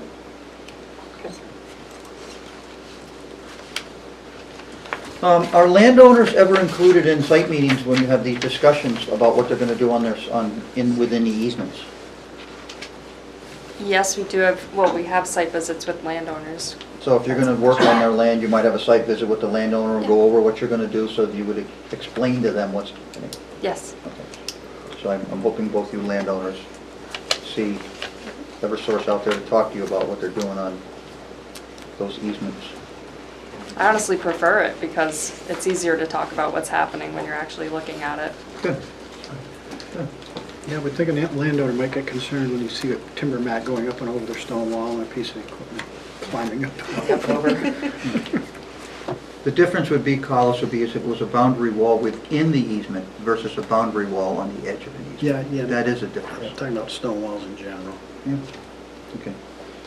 Board members?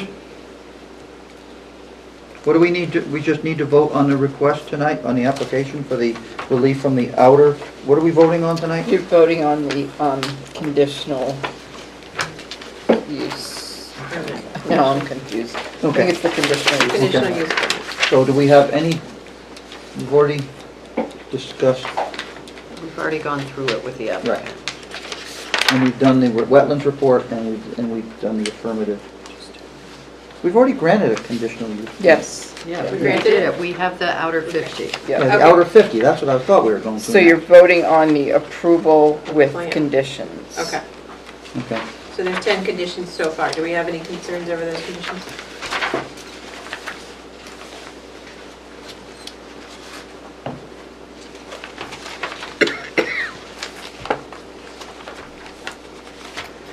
Eric, do you have any concerns over the engineering comments? Nope, we're good with, as written.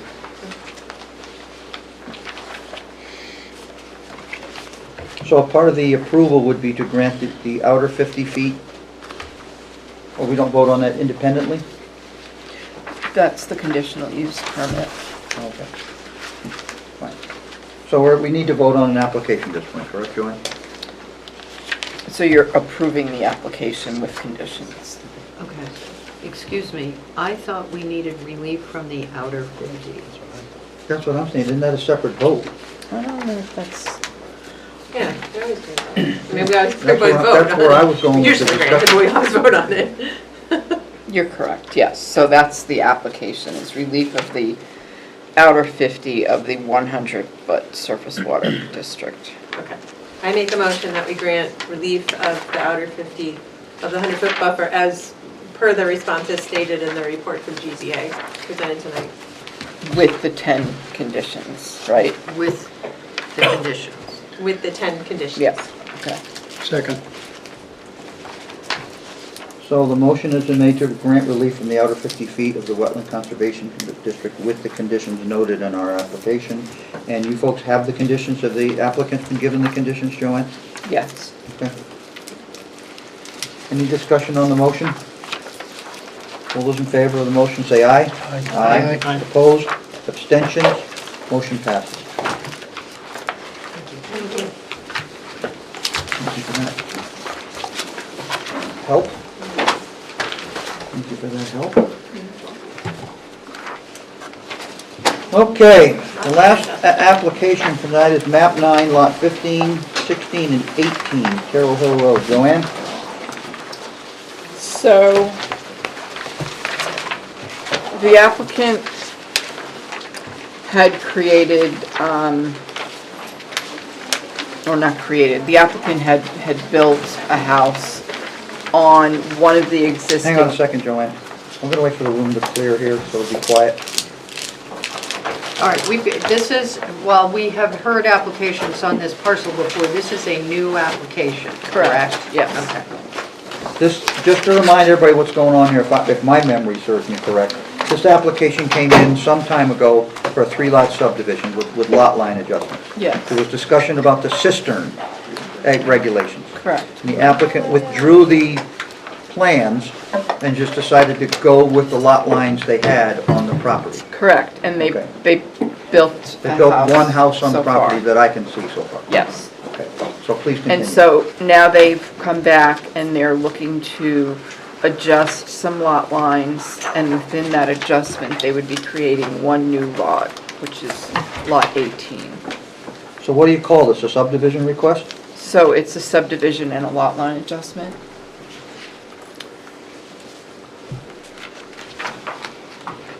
So what they would do is, so currently Lot 15 contains the new house, and Lot 18 is vacant, and they would adjust some of the lines in order to make Lot 16 a conforming lot, which is and a current lot, which is non-conforming, and then subdivide 15 into 2 lots, and the remaining land, which is the large piece known as Lot 18, would decrease in size from 31 acres to 19 acres.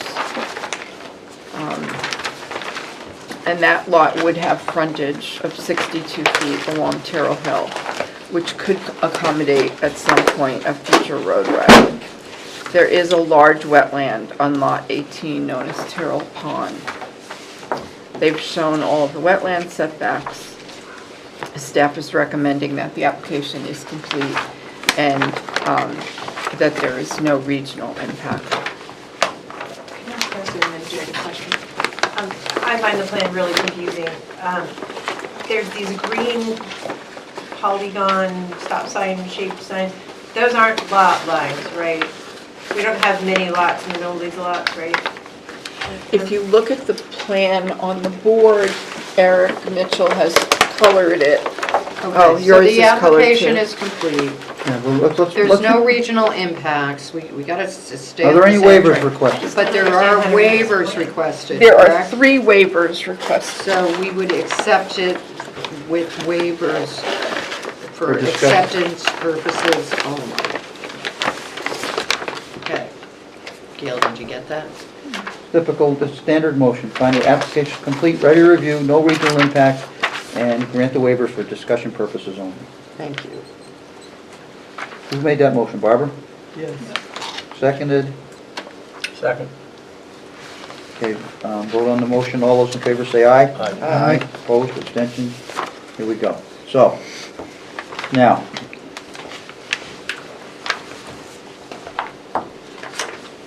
So it's okay that I'm confused and I don't understand the plan. What was your question? I don't understand, there's a green existing lot line, and then there's like the blue-purple proposed lot line, and then there's all these weird mini polygons, and I'm just trying to understand that they're not separate lots. I think they're just around Yeah, I just- okay. identifying Okay. with a map and lot number. I find it confusing. Right, but okay. that's what that indicates. So on page, let's see, sheet 3 of 4, in blue, you will see the 4 proposed lots. Okay. And then on the page 1 of 4, you will see the 3 existing lots. So the green is existing, the blue is Are we using the little proposed. plan or the big plan on the table? Because those numbers don't identify what you're talking about. I'm looking at the big plan on the table, sheet Oh, 3 of 7 is something else from what you're talking about. So we should identify what plan we're looking at. We all looking at the little plan? I'm looking at the little plan. Okay, well, I'll get the little plan. Is there any difference between the little plan and the big plan on the table? Well, first of There all, should not 7 be. pages on the big plan. Well, no, there's actually 2 sets of plans. One is 4 and one is 7. Oh, there's the, Mr. Chairman, can I clarify? Not right now. I can't find it. I'd love to, but not yet. Okay, sure, just look over your shoulder.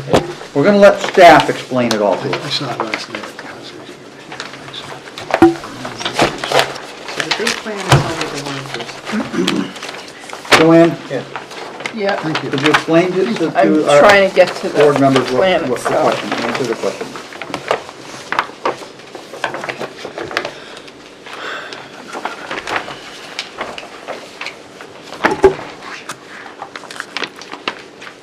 This The little polygons you're talking about are just identifying the adjusted lot numbers from the actual lot numbers. Okay, I To understand that now. differentiate them. I think it was an attempt to. Oh, yeah. So if you look at sheet 1 of 7 on the large plan, Which is the that same as the. shows the existing 3 lots. If you turn to, let's find it here.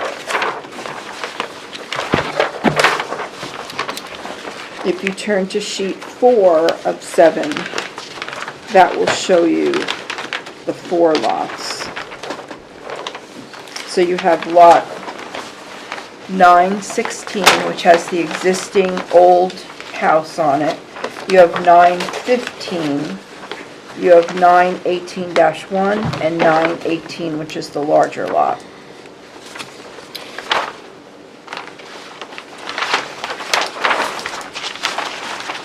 So presently, the large lot in the back is classified as non-conforming because it doesn't have frontage, correct, Joanne? 16 was the non-conforming.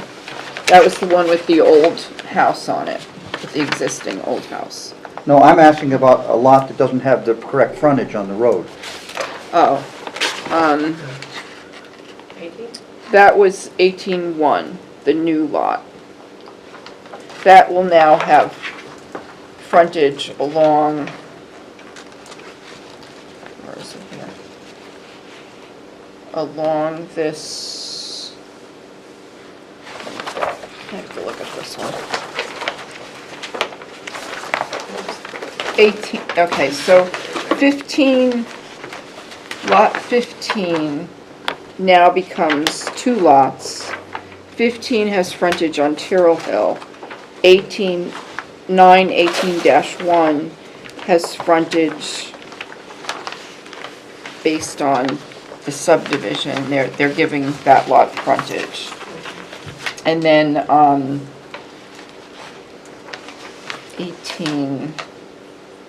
918 has frontage on Tyrrell Hill as well. But 918-1 is the one that's on the long, narrow driveway that they're proposing to have a shared driveway. Yes. And that is considered a non-conforming pre-existing lot because it does not have the correct frontage in the zone. It wouldn't be considered pre-existing because it was all one lot with 915. Well, somebody approved the lot line somewhere, Joanne, they didn't just... If you look at the small sheet, the small sheets, sheet 1 will show you that 15 was one lot, one full lot. And now they're subdividing it into 2 lots. So they're changing that the lot with the new house will become 2 acres. Prior to that, it was 4.724 for the entire amount. Is that right? Not really. No, it wasn't really right. It's Way. easier to look at it to take the little plans with the colored lot lines That's what and I'm just looking at. take sheet 1 and sheet 3. And you can see the difference. And you can see the difference. That's what I'm looking at. Yeah, but are you looking at one of 4 or one of 7?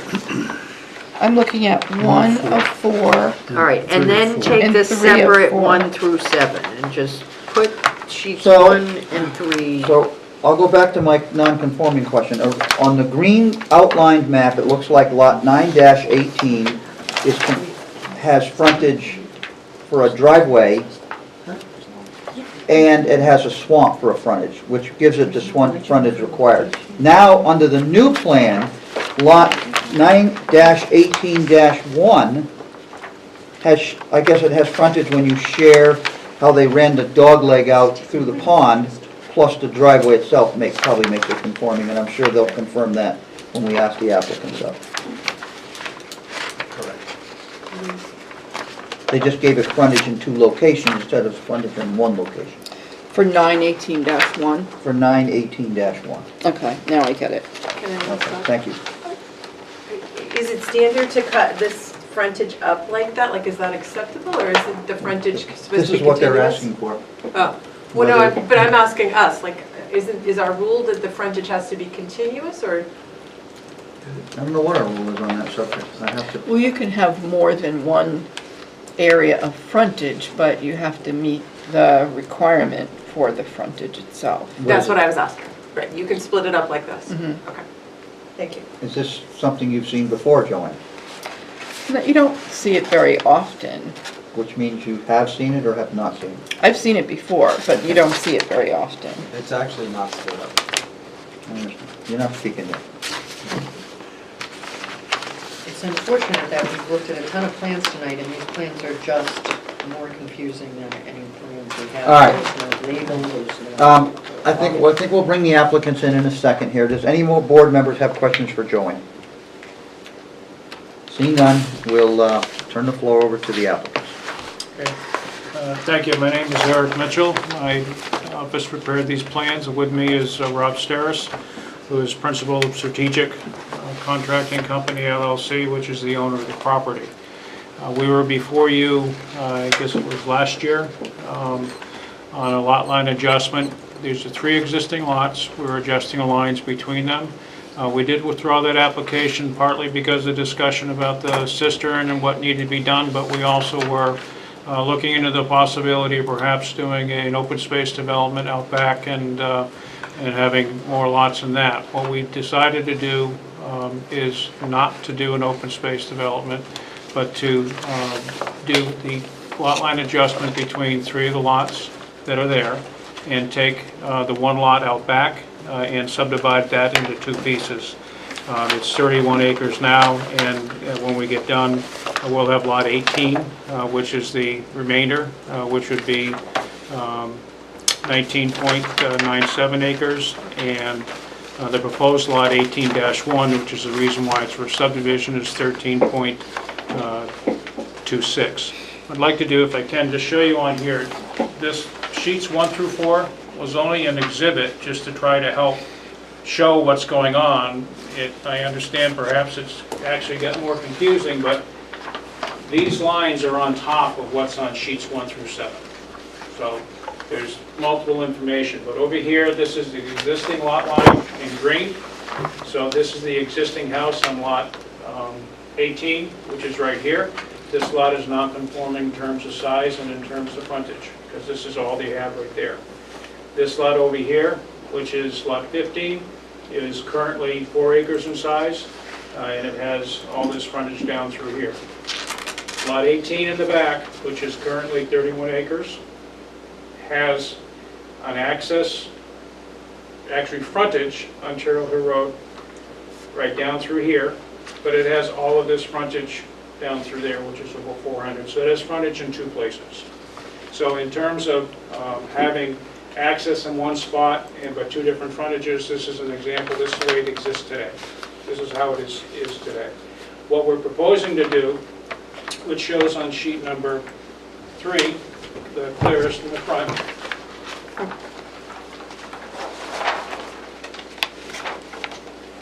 Sir, can you see the map from where you're sitting? I got it. As long as you can see, we could move your chair around the corner if you want. So with lot number 16, which has the existing house on it, which is not, no one is living there at this point, we are looking to increase that to 2 acres down through here. This access way coming down, which was part of 18, that's all going to become part of this lot, so that's disappearing here. But we are providing a 60-foot strip right here, which will give you access to the land in the back. Lot number 15 is being reduced from 4 acres before to 2 acres now. This is what it's going to be right here, and there's a house that's being constructed on it right now because it is an existing lot. On the land out back, lot 18, it has just over 400 feet of frontage on Terrell Hill here, and another 60. What we're doing is subdividing that into 2 lots. So lot 18 is the remainder. It has frontage over here, but we're providing an access easement to it to come up the strip where it's upland and not wet, because you can't cross through there. And the lot that we're subdividing off 18-1 will be about 13 acres, and they'll share the driveway up to about this point, and then the driveway from here will be servicing the back. So in generalities, lot 15 is going from 4 to 2 acres. This is the shape here. Lot 16 is going from less than an acre, 0.9, to 2 acres, and this is it here. And it is proposed to take the house down and put the house where it's outside of the wetland setbacks. Lot number 18 is being subdivided, so it has 200 feet of frontage on Terrell Hill, and lot 18-1 has 200 feet here, additional 16 feet here for that lot. Construction on this lot here will probably be here. There is a building permit that was pulled, a driveway permit for a lot being built up here on the hill for lot number 18 currently. So in terms of improvements that are out here, existing house here, which is not habitable, which will come down. There's a new house being built right here on lot 15, and on lot 18, there's a new house being built here. So once this is approved and subdivided, there'll be one more house built on lot 18-1. Thank you. Any board members have a question for the applicant? Joanne, I guess I need something answered. Were the building permits pulled before or after this plan was submitted? This particular plan, not the one that was previously approved. Right. I believe they were pulled before, because I know that house has been under construction for a while. I can verify. I know the driveway permits were at least issued before this plan was submitted. Which one, Barbara? Which house? Well, there was just a representation that there are houses being built and permits have been pulled. So I wanted clarification whether the permits were pulled with the existing plan, which I'm sure is what the permits were released on, based on, and now we have the application in, which is subsequent to the pulling of all those permits. I just wanted to get clarification. Okay.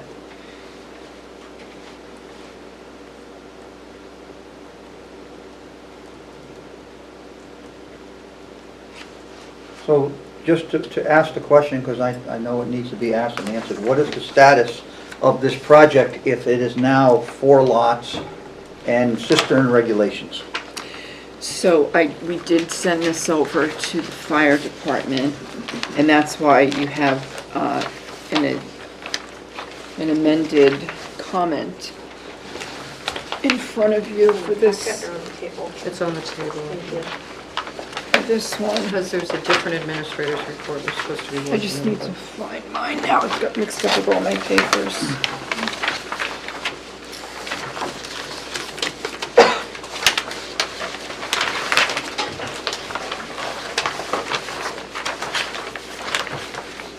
So we're supposed to be using the report you have on the table for this application, Joanne? Yes, no, I can't find mine. Oh, what's this? No, that's not it either. Does anybody have a copy? I got it. So Barbara can read it, but basically what happened was the fire department commented. There you go. Oh, thank you. However, the fire chief was on vacation, and he couldn't get a definite answer of what would be required, but he did say he has no objections to the lot line adjustments, with the 4 lots defined, one of which is significantly larger, and keeping the size of the homes being built in mind. Firefighting water supply is of great concern to the department. The owner has installed fire sprinklers at the residence that's under construction. This was not at the direction of the fire department. There are now more lots on site with the potential for more. It should be noted that the buildable locations are becoming more distant from the existing firefighting water supply, which is at Hollyhock, which is also a cistern, and the nearest pressurized hydrant, which is at Center Street and Goffstown Back Road. So he said the fire chief is currently out of town and not available. Whether or not a cistern is to be included, it has not been defined yet. So he said from a fire and life safety analysis, given the distance to firefighting water supplies, the size of each potential building, and the unknown number of residences that will come from the development of these lots, it is highly likely that a cistern will be required. But no definite answer yet. Okay. Can we please get whatever we're talking about for a driveway explained to us?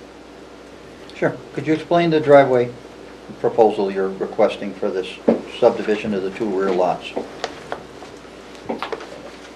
So that, I'll talk about all of them specifically once things get changed. The proposed driveway for lot 15 will be coming in through here. Is it already there, Eric? I think this one is probably put in. This On one the is. 2-acre lot that you're proposing? Well, it's technically today on the 4-acre lot. But it will yes. be within the new lines you're Yes, proposing? it is. Okay. Wait a minute, That can I one have a is. clarification? Is the driveway one that was there that I see on the plan, which normally would be labeled for us existing conditions? So is that the driveway that's there, or did I just hear a suggestion that there's a new driveway there?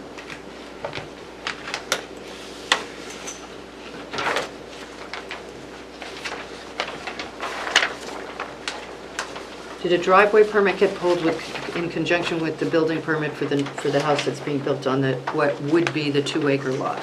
Yes. Okay, so there's a different driveway than what's on the plan in front of us. The driveway going to to the house, which is now on the 4-acre lot, is a new driveway. It's not one that was existing. Does it bear any relation to what's on the plans I'm looking at? Yes. It's on there. It shows right here where that. Well, that's what I driveway is. asked. Was this the existing driveway or the new driveway? That was a new driveway. Put in a new one after they got the building permit.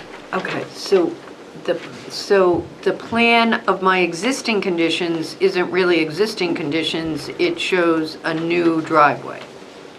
Sheet 1, where you show the cut to the road for a driveway, is the same as sheet... She's looking at this existing driveway right here. That's an existing driveway. No, no, move your hand down. Right there, right Yeah, there. This is one that we put in, that's new.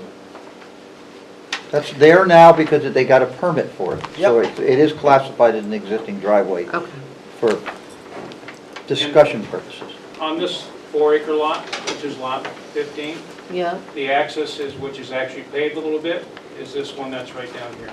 That's where the old access was to get to this 4-acre lot, even though there's no buildings on it. And so it has been reapproved to go into where the foundation and the house is being built over through here. Okay. There was a condition on the driveway permit to remove that existing paved area before the CO, but that was before all these lot lines were moving. And as far as the driveway access to lot 16, which is, I think they're coming right off of this little strip, which is no longer there. That access would be put here because the lot's going to be made into 2 acres. So here's the proposed access now for this whole lot 16, and the house will be built over through here. This house will come down. As far as the access to lot 18, currently it comes down through this where the stone wall is to get to the back. That's going to go away because it'll be part of lot 16, but there'll be a shared access coming in off of Taylor Hill Road for lot 18 and 18-1. Here's lot 18-1. It'll get access off of this driveway, and this dashed line is an easement going to the remainder of lot 18 up to here. So the shared driveway between lot 18-1 and 18 will come down this 60-foot strip and then go up to lot 18. And what's the length of the driveway? 900 something feet. Up to the house is about 900. And there had been some information about the requirement perhaps for a T or hammerhead or a L Fire shape. department has their own NFPA regulations, so a fire engine can turn around at the site at either of those sites. Right, so we understand that because of the distance is more than 300 feet, that for this lot and this lot, it would have to be that. That was one of the comments I think that came from public. They have standards, and they made me require a passing area through a pull-off spot where 2 vehicles could pass, but that's all down the road. So you clear on the driveway situation right now, Barbara? I am. So.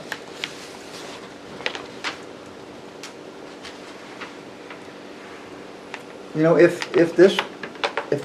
the original lot lines were maintained from the original plan, and you asked to subdivide the lot in the back and have easement through the original strip of land that fed the rear lot, I would say this whole business of a cistern might be an arguable point, because you had a 3-lot subdivision. You had 3 existing lots.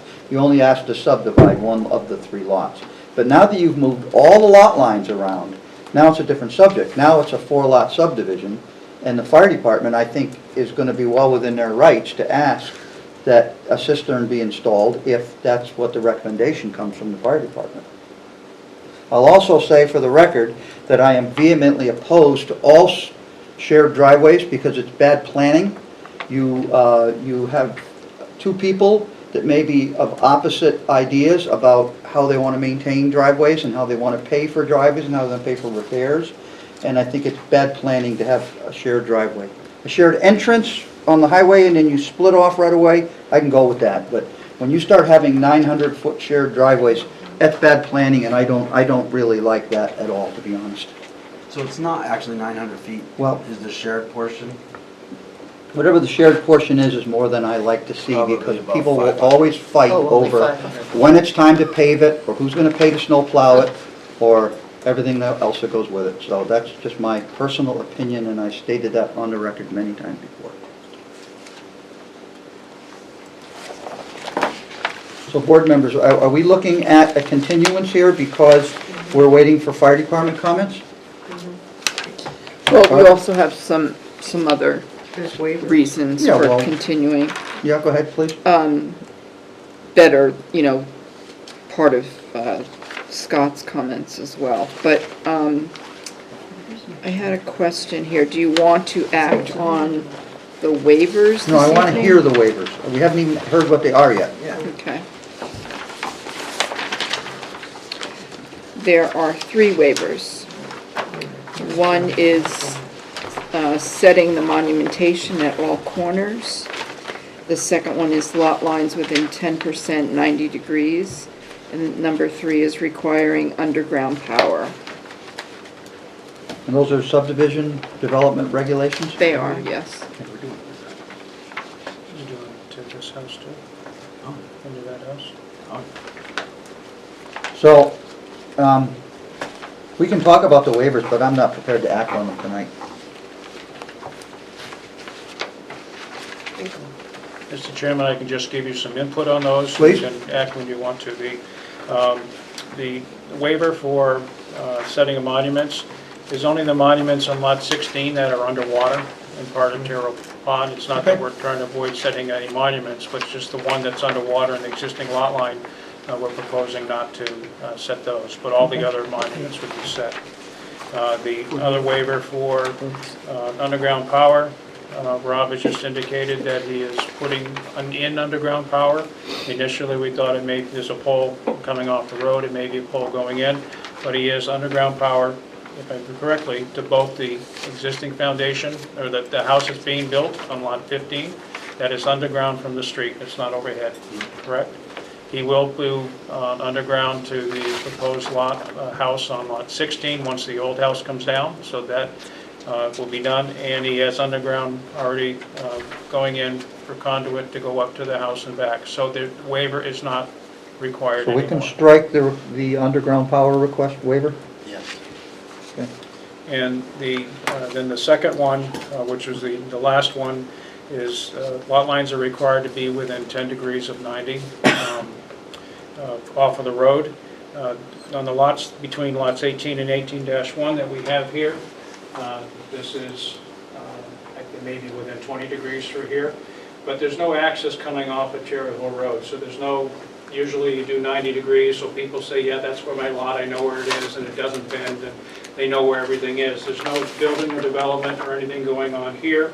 To come in at 90 degrees to come off, we're not going to come in and set a point in the wet.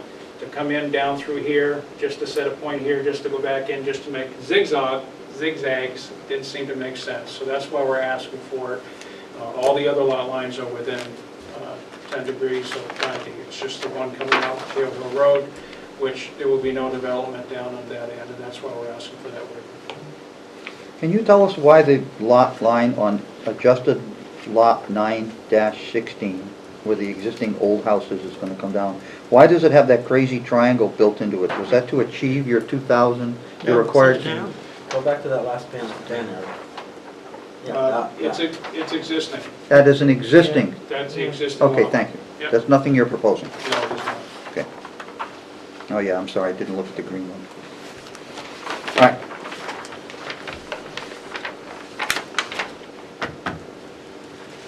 So Joanne, just give us the rundown on your staff suggestion.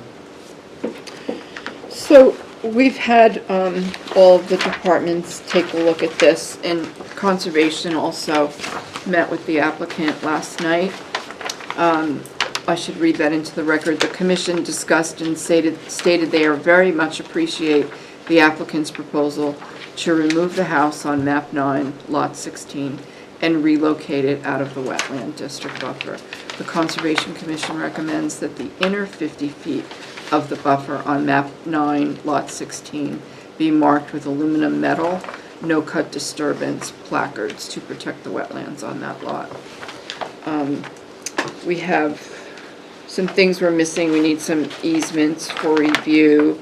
We need some paperwork for the shared driveway. I think, Eric, you just mentioned about that other lot that said existing driveway, that there was already a condition with the driveway permit for that to be removed. But after these lot lines are all adjusted, we're gonna have to do all new driveway permits, those will become null, because they're in all new locations. All right. Except for maybe 915. Okay. The assessing department provided comments about which land is in current use and whether there will be any fees for that. Police department had no comments, and DPW, do you want to take those? Yeah, DPW has several comments. Some of them are plan edits, some of them are just basic items of edits for the future plans and everything. The biggest thing is we'll want to see exactly what the proposed driveway is going to look like in the grading. That was previously requested on the original driveway permit, but now that we're going to have it accessing 2 additional lots, we'll need to see all that. I just have to say that the largest comment that we have. But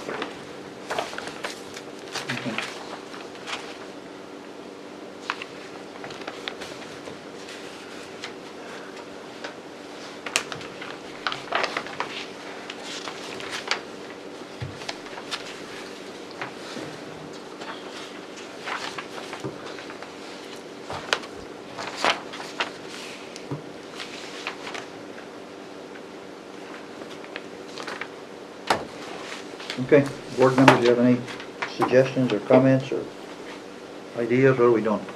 Let me just ask a question of the Bob? applicant. Have we, it would appear this is getting continued. I think that was based on the fire department and other things. I'm assuming the applicant expected that. Have we heard everything in regards to the adjustment of lot lines and the driveway that you wanted to present to us? Is there anything else you wanted to present to us in regards to the request? No, the only thing which I did mention is there was a recommendation we might have to have fire truck turnaround, so that is one thing that may not be in the letter, that we're going to have to verify through them whether we need that for the lot 18 and 18-1. So that's, I just want to say that we will talk to them about that. All right, well, I wanted to make sure on the record that you had presented everything to us in regards to the lot line adjustment and the driveways. I have a very hard time with this shared driveway. This, to me, is beyond what is a reasonable planning tool to provide shared driveways in circumstances where the creation of lots or existing lots require it. You have existing lots that arguably do not require it, and you can ask for waivers in regards to having driveways closer than we allow in order to accommodate different access. Meaning side by side, right up that strip? Right. And I think I probably can surmise why you have proposed it, given the distances here. But to have a 900, it is 300 and, it is over 300 feet to get to the buildable area of dash 15. To go up alongside lot 15-1, 18-1. The distance, it looks like, to get through the path you've provided for the driveway is over 300 feet. So you would have to meet the standards for the driveway building for over 300 feet to get to 18-1.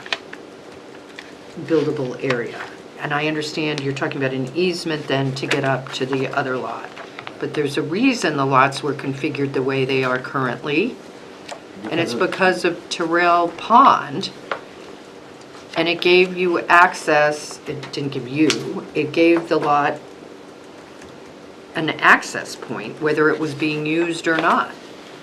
I just cannot contemplate under what circumstances, when you have 3 lots and something is created, that by creating this large shared driveway, and shared driveways are historically a problem, that it would be approved. To get to a lot that has access now and is a huge,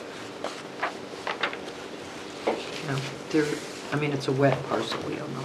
I'm sort of saying very verbosely what Tim said. I have a huge problem with this driveway.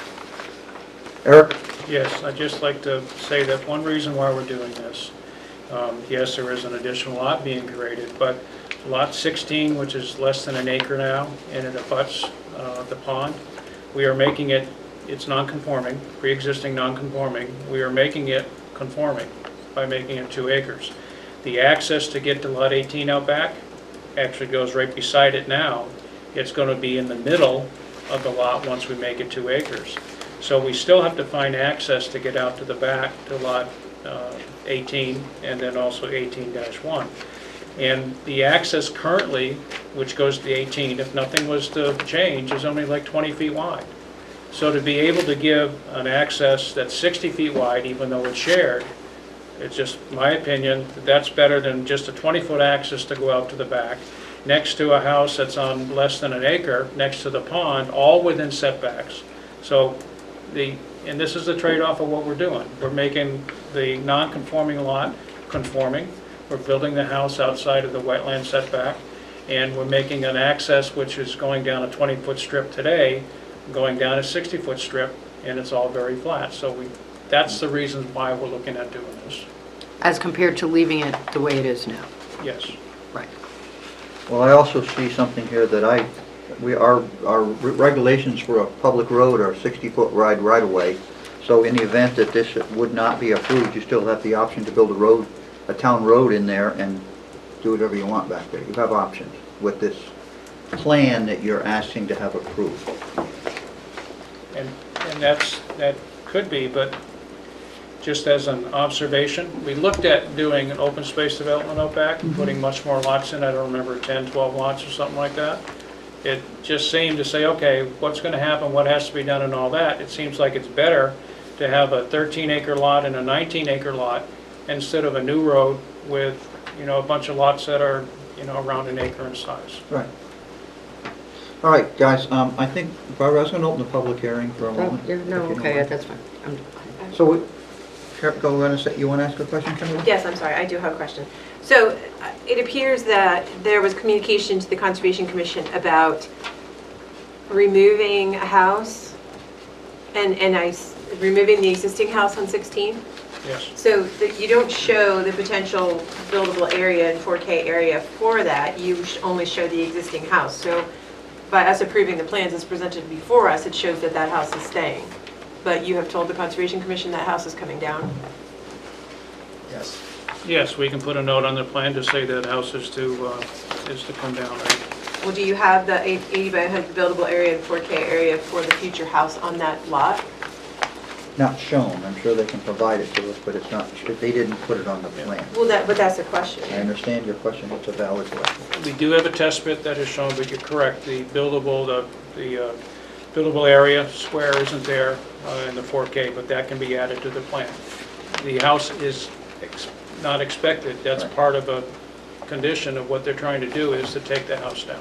But I think just for the record, Eric, I think what Kimberly is saying is that whenever you bring in a subdivision plan and you're asking for lots, you need to show the buildable area and the 4K plan as part of your plan right out the gate. It's not something we would want to see later on. If this is what you're asking for, you need to show it on the, right up front when you're doing that stuff. On all the lots. And a note that the existing house is to be removed. And the main reason probably why that isn't done is this an existing lot of record that's getting enlarged. It's non-conforming now. It's becoming less non-conforming if not conforming. Understandable, So but... we're not subdividing that lot. But Understandable, but you we can didn't show it clarify for the all other that. two lots either, the ones in the back that you're Yeah, proposing. you only showed it on one. No, we did, it's on. Oh, is it, you just oh, gotta did I wait miss through the it? You've got to plans. wait Unless for I'm it. missing it. It's sheet 5 of 7. So it's there and we're arguing, we're saying they didn't show something that No, they the did. future ones, they did. Oh. It's not, but on 16, no. This is ridiculous. Yeah. Yeah, I just, I feel for the for record, the plans are really difficult to read. All right, Well, the sheet numbering is a big part of the problem. The sheet numbering makes no sense at all. okay. We're going to move on to a public hearing. So gentlemen, you can stay right there. We have a man in the audience, or are you here to speak at the public hearing? I am. Okay. Richard Freeman, 111 Terrell Hill Road. Hang on, stay where you are. Gentlemen, vacate the front table, please.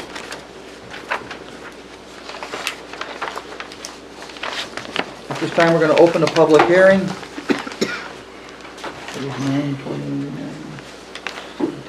For your name and address for the record, sir. Richard Freeman, 111 Terrell Hill Road. For those of you who don't know, I'm Bear.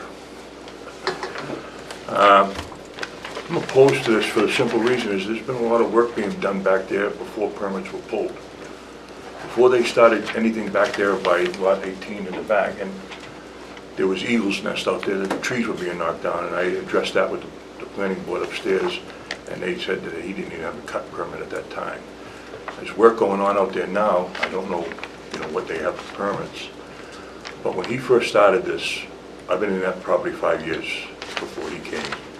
We never had a problem with any animals on that pond or anything like that. As soon as he started developing it, we got beavers. My property has been flooded. I've even spoke with Eric a few times. There's an inlet and an outlet right there on that 400 feet of frontage that he keeps talking about there from the existing. You see, he keeps saying one house, but there's two houses on that small pieces of property, two small dwellings. But since he started that, we've had a beaver problem, which my wife contacted Fish and Game, somebody talked to a trapper, they came down and trapped it, and the gentleman charged me half for what he did for trapping them beavers. My property is still regenerating, trying to get dry from the dam that was built, that he wouldn't take down. I have spoken with the planning board before, and there's things going on, and I contacted the Audubon Society about the eagles that were displaced. That nobody did anything about the wildlife back there. That place has been dormant for the 5 years I was there. Before that, even longer. All that wildlife grew in there. Now it's being displaced. It's coming to the properties. But my problem is what damage has been done because of the beavers and the construction. That long driveway out to the back, I agree with you. I see that across the street from my house. There was supposed to be a street there. Now two residents have to deal with the driveway across the street, and they're fighting over it all the time. I just see a problem with what's going to happen with my wells with all these full houses over there. And there's no fire protection there. Like you said, the closest pressurized hydrant is down by Grasmere, I think, on the back road or just on the other side.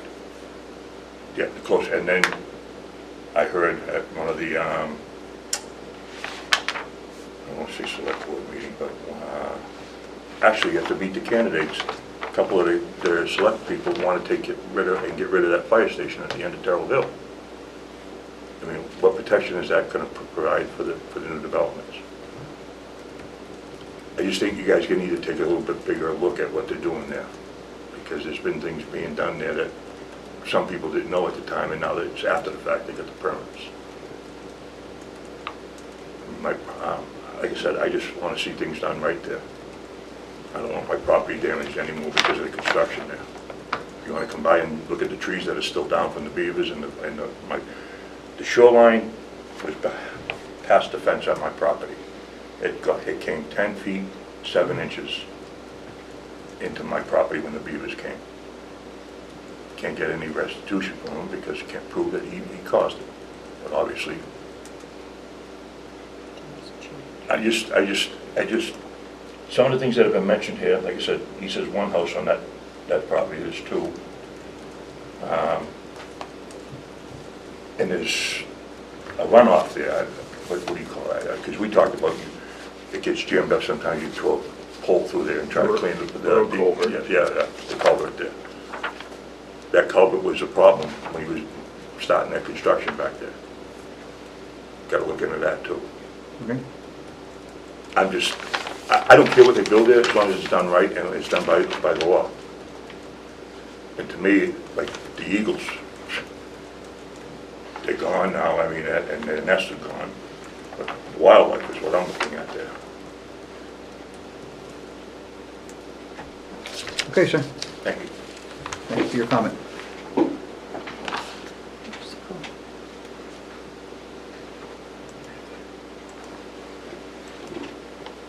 Board members?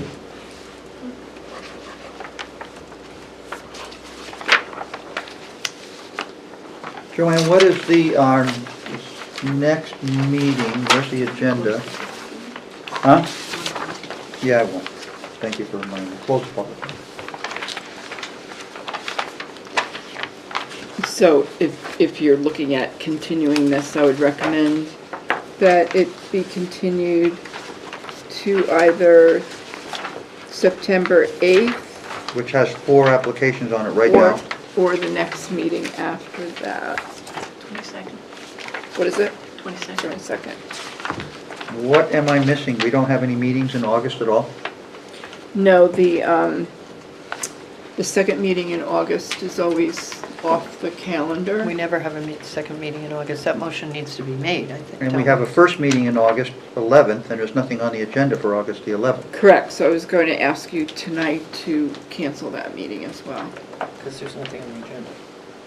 Is it too late for an application to be submitted for that meeting at this time? Yes. So they've already missed a deadline? Friday was the deadline. Okay.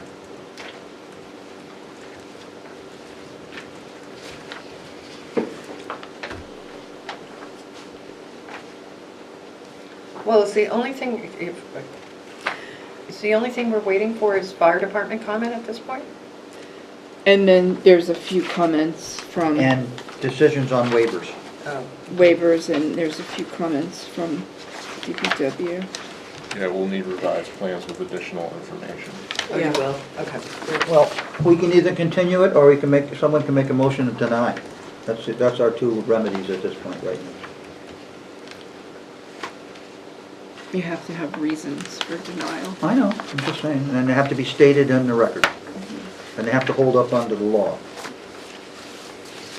So, Tim, are we done speaking? if you'd like to speak more, please come back up to the table. Okay. I'd like to address my neighbor's comments there. They came to me, there's been a beaver dam there for years and years and years. I've driven by it for years and years and years. Anything I did, when I bought that place 5 years prior, it was obliterated. There was no trees for me to take down. The only thing I took down was 6-foot scrub brush and it's so thick you couldn't even walk through it. And it was done with a 27 horsepower mower with a bush hog. Okay. And I was just open up the skidder trails. That's it. That doesn't cause beavers to start making dams. or anything of the sort. And everything that I did, Joanne called me about this, about the trees, and I'm like, I'm not taking down any trees. There's no trees to take down. Like I said, it's all scrub brush.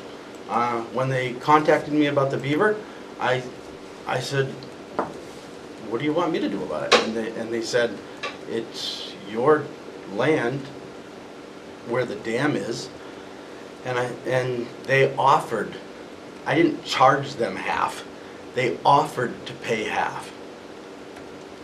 So I said, yeah, I'm game for that. So we trapped the beavers, and now there's no more issue, and I thought it was resolved. I didn't know there was animosity. I really didn't. Keep looking at me, don't turn around. Let's keep this as comments only and not go back and forth. As far as the fire department goes, when we went through this with a 3-lot subdivision, they talked about sprinklers, and I knew something was going to be coming with lot line adjustment and maybe going for an additional lot. So on the existing house that I am building, I did put sprinklers in there. Okay. I did ask Lieutenant Connor for a water analysis. He didn't get to it, so I did it, and I went to Hollyhock, and I measured with a wheel. That cistern, Hollyhock's a road up on the right-hand side past the right up on the project. right-hand side. That cistern to the farthest point on my property is 2,775 feet. So there is water in the area. I ran into this problem up on Montalona where they were, you know, Lieutenant Connor was saying there was no water in the area, and I brought this up with Joanne, and I was like, how does that become the builder's problem? I'm willing to put fire suppression, which is a life safety measure, in my buildings. Why am I responsible for a low water area for the rest of the town? I still don't understand that. And, you know, when you talk to Joanne, she's thinking, and Bill throws out a number, they're only $30,000. Well, guess what? I sent everybody the bill. It's $100,000 for these cisterns. And I'm creating one extra lot here. I know it seems like 4, but I have 3 now. So I'm really only doing 1 lot. And I'm trying to, for the Conservation Commission, make it better. I'm trying to improve the property, make it better, make it usable. I think me protecting my own buildings and the people that buy them with life safety measures should be enough here. We're having reviewed cistern standards as we speak with the fire department. We still have our input, but we haven't finished with them yet. And we've been asked multiple times to get our input in, and I think they're about ready to produce a final document, which we're going to look at. And who knows how much water is sitting in that pond? Well, that would require a dry hydrant then. I if you're understand gonna do that, but Okay. Anything else you'd like to present at this time? Just that, you know, there was a question about where do we go from here, and continuance or whatever. Obviously, there's input that we have not gotten from the fire department. We would like to get that. And if it doesn't believe that there's anything we can do to continue to the first meeting in August, then we'd like to be continued to the first meeting in September. I don't know if any of the other, what the other projects are, but even if we're at the end of the application, beyond the other ones have been submitted, we would still like to come back. We'd like to. Actually, old business comes before new business, right, Joanne? Yes. Okay, so it would be before any new business item. We'd have to ask this applicant to waive the 65-day clock, Joanne? I mean, it's probably wise to do that now. We don't really know how long this one will take. So for the record, are you willing to waive the 65-day clock for your application at this time? If we need to, I'm not objecting to it, but 65 is going to be, what, in September, in October? Well, I'm just trying to cover the bases to meet the RSA, because we have to act in a timely fashion under the law, and I don't want some sort of a natural disaster to cancel a month's worth of meetings, and then we didn't do the, it doesn't hurt you to waive the clock. It protects us both. Okay. So we would ask for to waive the 65-day clock by the applicant. If you want that in writing, I can email Joanne tomorrow. We generally handle it in a verbal fashion at these meetings. And you're requesting to be continued to the September 8th meeting. Yes. Okay, Joanne, do you have that? Mm-hmm. Tim, I would like to speak to one other thing. Okay. The reason that this became 60 feet is at the last meeting, it was 80 feet, but I didn't have enough room to, this easement for the driveways, didn't have enough room to get this house fully out of the 100-foot Okay. buffer. And the reason that the driveway would go in the middle is because of there are 10-foot from property line Yep. setback driveway regulations, and there's also a 40-foot from each other driveway regulation. If I could get a waiver on that and run them side by side, I would be willing to do that. But how do we do that in terms of landowner responsibility? It's still an easement on someone else's land, but an easement to Does maintain your own driveway, the shared driveway is one thing, but if you're maintaining your own driveway on an easement, that's, could be a different matter. But it would be a requirement that they'd have to get a waiver from the distance separation on the driveways to do that. Now, has DPW approved anything like that in the past? We have done a driveway through an easement recently. Actually, to get to this existing lot, we worked out an easement to go across the property, and it was all, maintenance was the sole responsibility of the driveway that the law was accessing. It's not very common, but if the proper waivers were granted, then... But it's not unattainable either? No, not at all. All right, well then we can consider that as a... I only bring up the 60-foot wide thing because I know that's the width of a subdivision road requirement easement. Okay, somebody want to make a... I'll make a motion. Motion to continue? Continue to, was it September 8th? September 8th. I'll second it.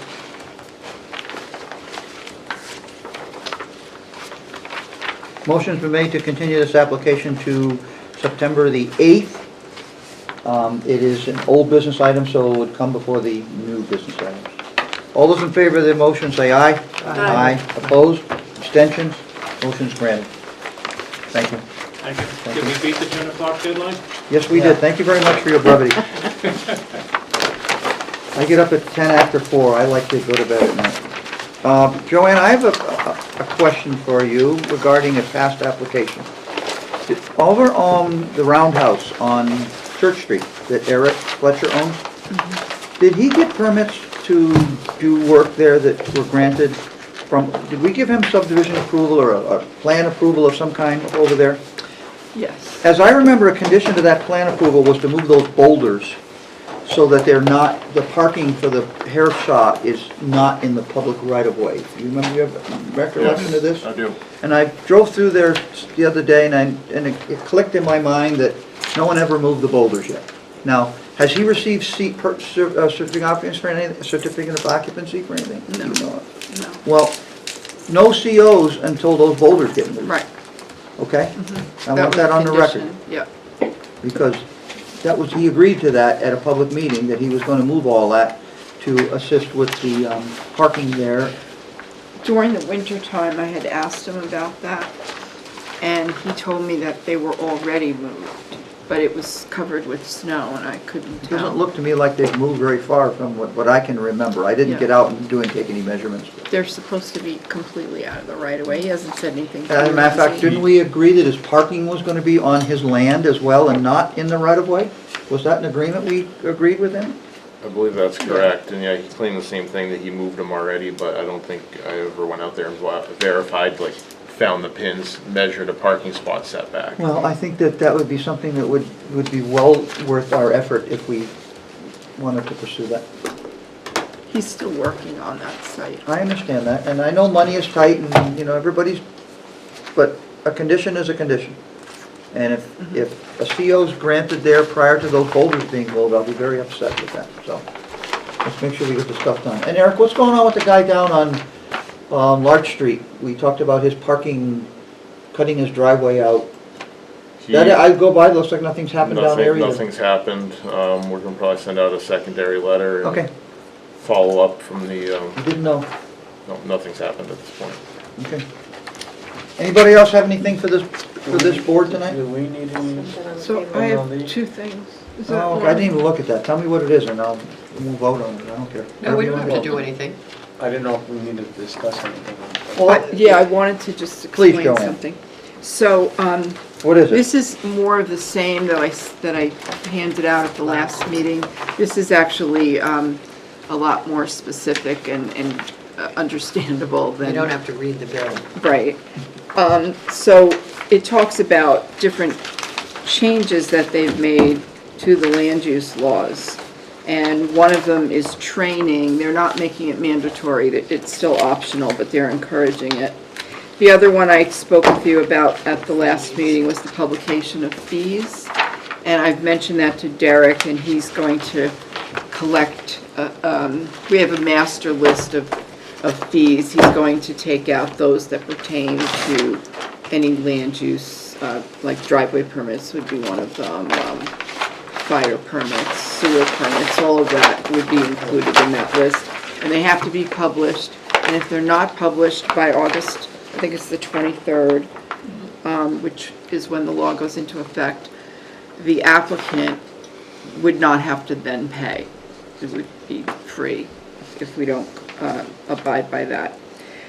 One of the other changes that I think you should know about is the written findings. They're now saying that the boards, the land use boards, have to have a findings, what do they call it? Finding of facts for every vote that they take, every decision, the final decision. Even if they approve it, they have to say, here's why. So even, now we do it just What for if, here's denials. why? Because the applicant asked for it.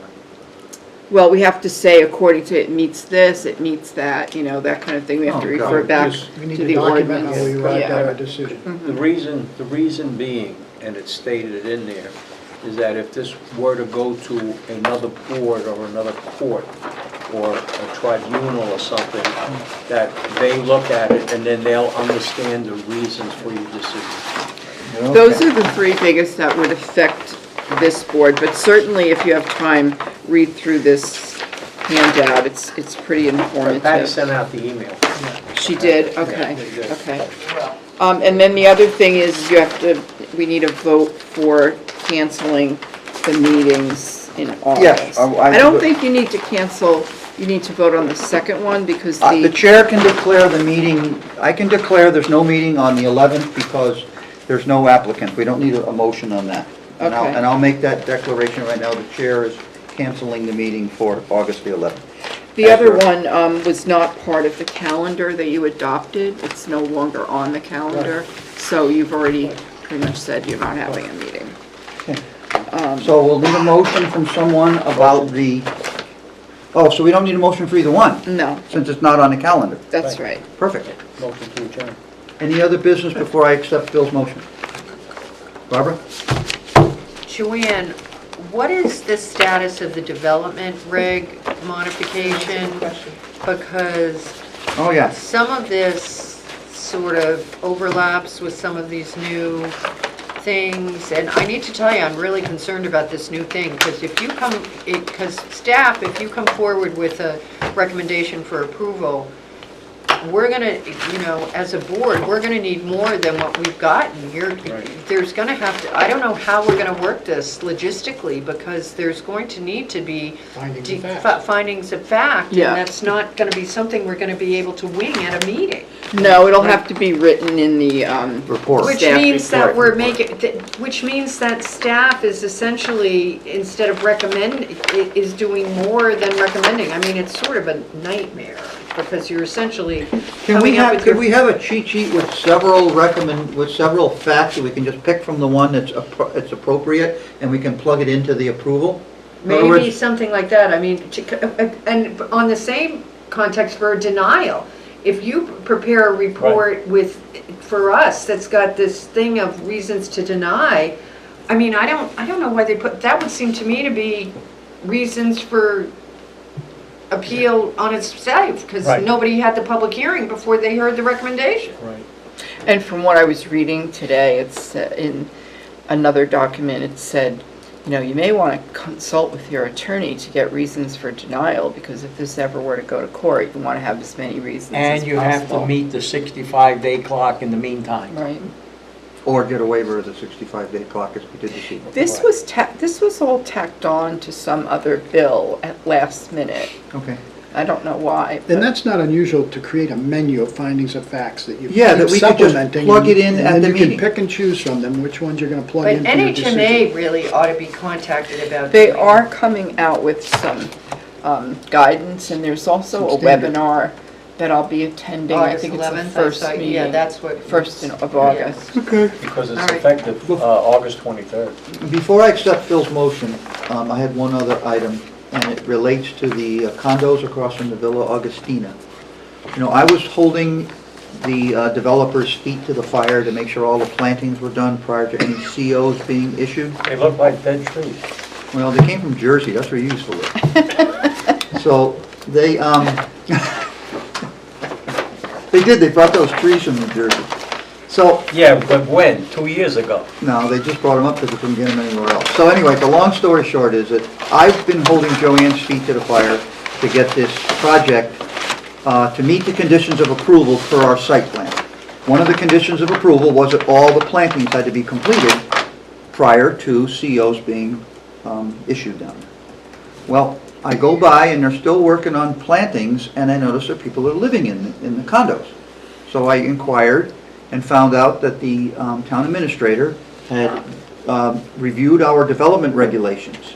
And in our development regulations, under landscaping, there's a prescribed planting time for the months of, I can't say exactly, maybe March to June, and then September to November or something, where it's not dry conditions. And based on that information, the town administrator agreed to allow some COs to be issued down there prior to the planting to be completed. But we don't have a surety that the plantings would have been completed with COs being issued. From what I understand now, they have been completed, and that per Joanne's discussion with me, that the COs were going to go well into September, which is considered still a planting season by our own regulations. So, having said all that nonsense to you folks right now, we need to have our development regulations clearly changed in that one category that states that if you cannot meet the planting seasons as described, that a surety must be posted at that time before COs can be issued. And that's all I'm asking for, is that we get that language in there that regards sureties being posted prior to COs. Sureties for survival of the plantings? No, that they actually get done. Because they weren't all in the ground at that point. Okay. You remember the folks from and the sports dome came to us and asked for a CO down there, and they bonded the landscaping down there because it was wintertime when they wanted their CO down there. And we gave them permission to do the plantings in the springtime, but we had a bond to protect ourselves. And in this situation, because it is a condominium, it's treated as a site plan. And so the way the regulations read is, normally a site plan is one CO. You've got your commercial building or whatever, and here's your CO. But in this case, the building inspector decided to give each unit a CO. Well, you have to, they're individual units. Correct, but they're individual units, but there's like 2 units, 3 units, 8 units The in buildings, each they're separate building. So he's not giving out... Dwelling units, we're calling them. He's not giving out COs for the buildings, he's giving them for each Dwelling unit, unit. which complicates things when you have in your regulations, you can't give out any COs until all of the plantings are done. Everything else on the site is completed, except for those plantings. Well, in my book... And now those are completed as In well. my book, it was a condition of approval is a condition of approval. End of story. They have to be done before you can have a CO. So, I just want the surety language to be inserted into the development regulations in that particular paragraph prior to us discussing and adopting them. So could you please pass that on to Southern New Hampshire Planning that's doing those development regulations? Hoyle Tanner is doing it. Oh, it's Hoyle Tanner? But I I'm think sorry. there needs to be more discussion about these types of projects, because you're not going to hold up an entire development from people getting COs for months, and it could be years by the time that phase one is built out, just because your plantings haven't been completed. Why not? I think once, because it may not work that way. What if you're finished your building in December? Yeah. And you can't finish planting? So you post a bond for the plantings. Right, based on performance standards. But there's nothing in our regulations that Well, say and that. That's what we're adding. No, That's what we're why I saying. think we need more No, discussion. Right. That's, It so should- Tim it's is just pointing out like- we need to do it. When we have it, when there's a bond, I mean, Public Works comes up and figures out what, for a project, what the bond is for the road and all the other Okay, things. so what's the Like, status it's with Holt changed. Tanner and the revision of the? Okay, so I talked to Heidi the beginning of, not the beginning, like maybe the second week of July. And we want to get together to go over the draft before we hand it over to you all to take a look at it. Because I think there's several other things that we need to add in before it goes to you. Okay. She was going to get back to me with a date because she has other people involved with this, and I'm waiting to hear back for that date, so. All right, we so should it's be still in meeting. process, because we're a little beyond the timeline we had talked about before, but, you know. And I believe we've also asked for money in our budget, and I believe it was approved for the zoning upgrade, if you remember. But I don't think we should start that until this We is need to get this finished. straightened So first. if Well- we don't have a contract signed, So if you could please. we can't encumber those monies. If you could please contact Hoyle Tanner and tell them to include language that describes how a bond should be posted if they can't meet the planting seasons as stated in our development regulations. And DPW would be determined, and it would be up to the Department of Public Works to determine the bond amount for the planning board. So I have a question on that. So first comment is I am employed by Hoyle Tanner. I have no involvement with this whatsoever, however. Second, so they've been installing plantings in the non-planting season. I mean, all those things went in and died immediately because they weren't watered. So how do we hold their feet to the fire on that? Well, technically, as the developer, they're responsible for it until the homeowners association takes it over. Now the homeowners association becomes the next target. And targeting the homeowners association to replace plants is an awful small yeah. target. When Derek and I spoke with the owner, we told them that we would be meeting with them on site in September and take a look at the plants. And if they look like they haven't made it, they'll need to replace them. So this is input from us when we look at condo docs in the future. You know how they bring condo docs to the board to review? We need to look at the condo docs and have something in there regarding the lifespan of the plants and who's responsible to replace them after they die. And the condo association will be responsible to fund the replacement of the plants in kind. But that's something that comes from the condo docs, because if it becomes a homeowners association over there. It's complicated. There ought to be a step in the approval process where they notify us the plantings are in. Great, we can go out and say, okay, yeah, you put in 7 of these, 8 of those, and that's where they're supposed to be.